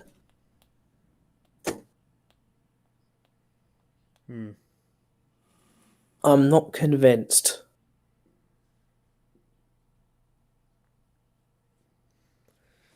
If anything, I'm more convinced it would probably be good because of how we kind of described, like, Series 3, and then the inherence of like what kind of story RTD does. But Callum, Vote Saxon is a Where's Wally? I mean, it in a sense, maybe, but that's not inherently bad. I think that's just a term. The weird thing about it is that people, for some reason, they see that as, oh, that's all the story arc is, when that's like one detail in it. There are hints. There's a certain thing that you see and you recognize it being something that's been said before. There's so much more to the RTD arcs than just the repeated memes that appear. Yeah. Like, it's all involved with the characters and the interweaving plot and the world building. It's not just the little hints that you get. You know, it's almost, Callum, it's almost like people just don't pay attention. Kinda. Well, not kinda. They absolutely don't.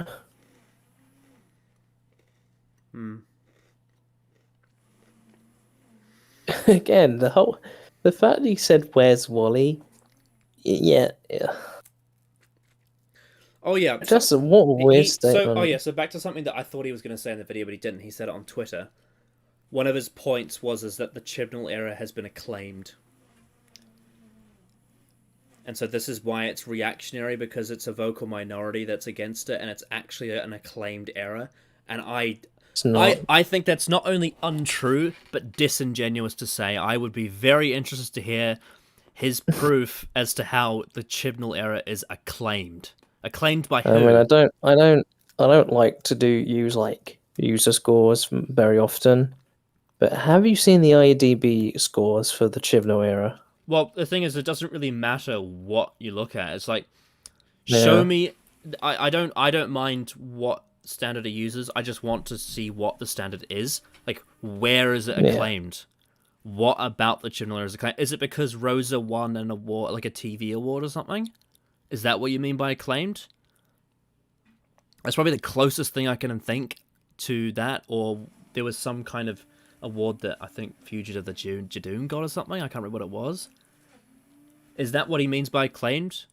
Because I don't know. I don't see where, where the acclaimed comes from.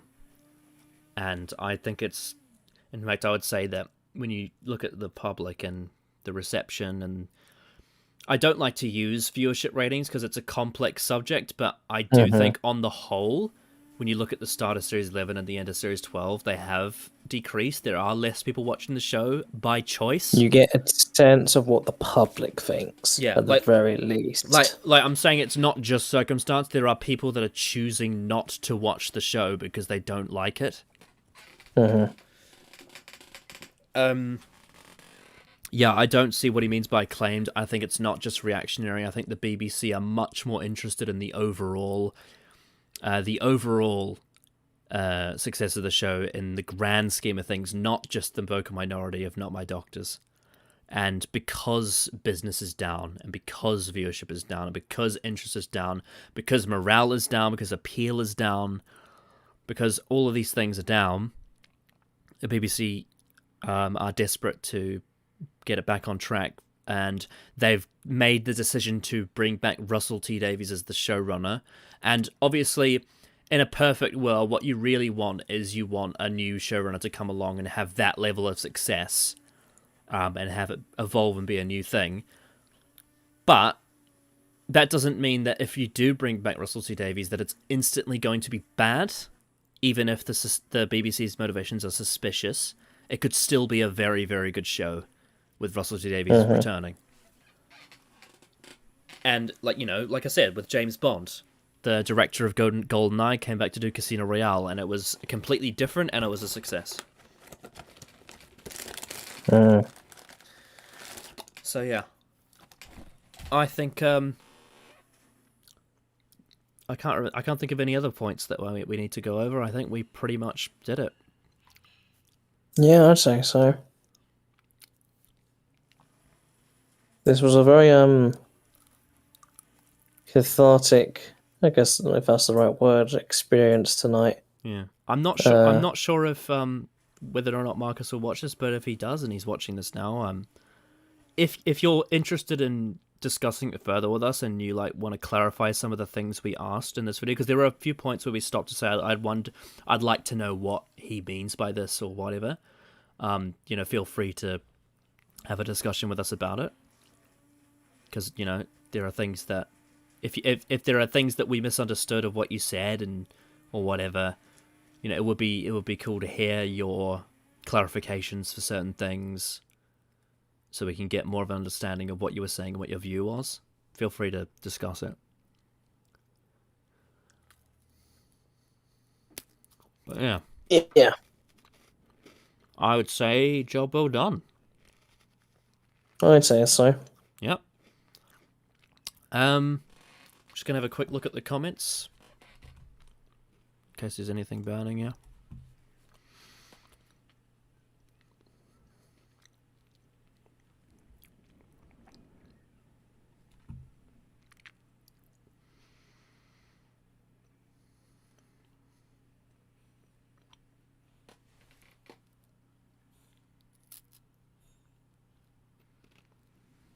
Oh yeah, that's a good point. It's like you're saying RTD liked the Timeless Child, eat that, but then he would also say Mark Hamill disliking Luke and TLG means nothing about how good Luke was. Yeah, that is a. Would you say, Callum? Would you say that's a bit of? If he did say that, that would be a bit of a double standard. Yes. Because that's death of the author, isn't it? Yes. In a sense, because obviously, Mark doesn't write the character, but it's the same kind of thing, in a way. Yeah. But it's also like he's going from the view of, the Not My Doctors think that Russell's going to retcon the Timeless Child and he's going to feel vindicated when he doesn't do it, and the Not My Doctors are pissed off at RTD for not doing it. I don't expect him to be honest. Which actually proves, if he's right, I guess that would almost showcase how different Russell T Davies would be to J.J. Abrams in that respect, because J.J. Abrams retconned quite a few things from Last Jedi. Come on, that shot is 1 in a million. The funny thing is his retcons didn't fix them, they just made them worse. Yeah. Man, Holdo was fucking insane. Yeah, what a character, eh? Terrible. The thing is, you Absolute don't even need to go into like all the really weird things about her character and the Holdo maneuver and all that. All you need is the podcast I listened to after The Last Jedi came out, where Chris Jericho's kids said, "Oh, I didn't like her. I thought she was the villain." Certainly seemed like it. And after all, it is a Space Wizards movie for children, and if the children don't like it, then it ain't good. That's Patrick Williams' standard.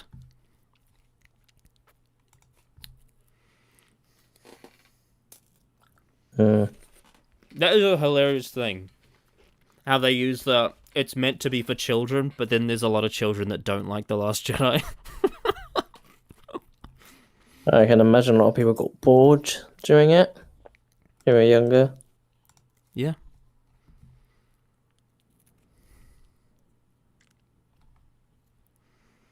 Just not a good film. And neither is the sequel, or neither was the film before it. Or the film after it. No. Oh, yep, I found it. This is the thing that Jeb posted that Russell said. He said, "If you think the show is done being political and progressive, then you have clearly never paid attention to my last era. My stories were about anti-capitalism, anti-slavery, and I had speeches against fascism, guns, and dealt with many more political issues. I depicted capitalists as farting monsters. I made commentary on refugees and even concentration camps in the show. I gave the show its first black companion and had one of my reoccurring side characters as an openly pansexual, and then I gave them their own spin-off show. And in that show, I further expanded my LGBTQ plus representation. The last show I wrote had a diverse cast that were also all LGBTQ plus, and it was about the AIDS crisis in the 80s.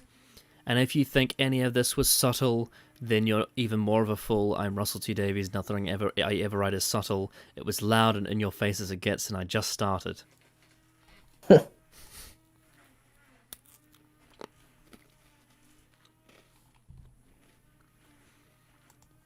Yeah. Yeah. Yeah. I think we're getting near the end, to be honest. I would say so. I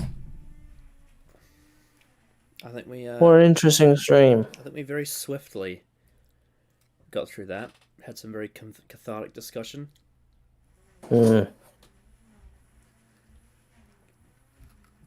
Definitely gonna like.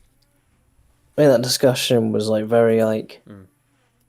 Well, I think not necessarily we learned a lot, because I think this is stuff we've in parts talked about, but I think we've really, I think especially today, like started to really question sort of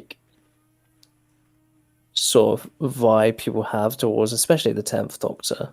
Oh yeah, this was like the first time I properly got to articulate that moment in Gridlock where Martha says, "Oh, did you bring your rose here last time?" And he says, yeah." I properly got to articulate like what that means for his character development. Yeah. And a lot of things, just like, especially in terms of like how people see things and think inherently bad. Yeah. Especially, I think that's something for me. Yeah, people respond very strongly to visual cues sometimes. Yeah. And it's something that's, I think that's kind of building every time I hear it. Like we said about the whole romance thing, it's something that I'm like, I just don't see the issue inherently with the Doctor. I don't see it. And as far as if people don't, that's fine, but I don't like it when it's claimed that you shouldn't do that. Yeah. I never liked that, because let's be honest, old story. If River Song's story was well written, boy oh boy, would that be great. Like, imagine the potential you could build off that. Well, when it is done well, it's really good. Yeah, exactly. Like she's brilliant in Silence in the Library and The Forest of the Dead. Exactly, and that's the end of her story, in technically from her viewpoint. Yeah. Which is such an interesting idea. And I would say in Series 5, it doesn't really do much to develop it much, but there's little bits and pieces that I'm like, yeah, that's all right. Just hope you get a bit more development going forward, but I can see where this is going. And then it falls off the cliff.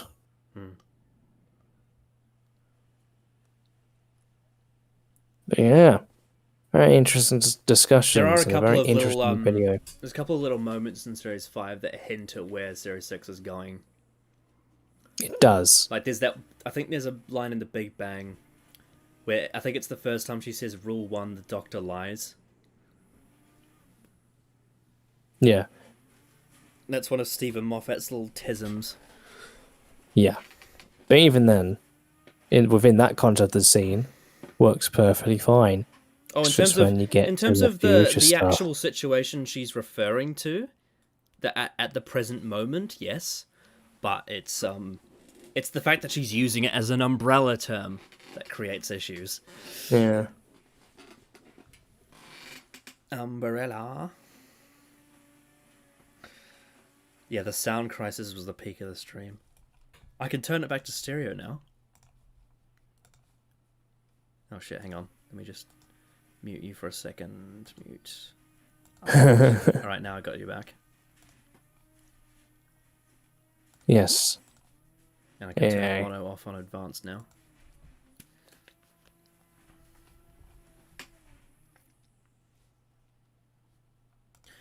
Yeah, I mean, whether they intend it or not, there's quite a lot of, some of the motivations that people have behind saying things shouldn't happen in the show, they do come across a little bit selfish. Yeah. When it's just like, this shouldn't happen in the show at all, because I don't enjoy it. And it's just like, why didn't you just say that why didn't you just specifically outline that this is something that you personally don't enjoy, rather than saying this should never happen in a TV show? If you're going to say that it should never happen in a TV show, you should probably, really give references and outline why it's a fundamentally bad decision, rather than just say, oh yes, I didn't enjoy it, therefore it's bad.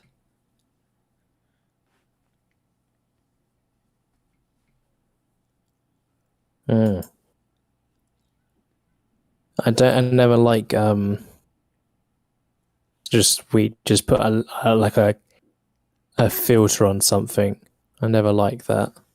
I'd like a lot of things to be explored in many possible ways that work within the show's canon and context. Well, yeah, because if there's anything that's, if we want to be progressive, being unfiltered is one way you can be, in terms of your creativity.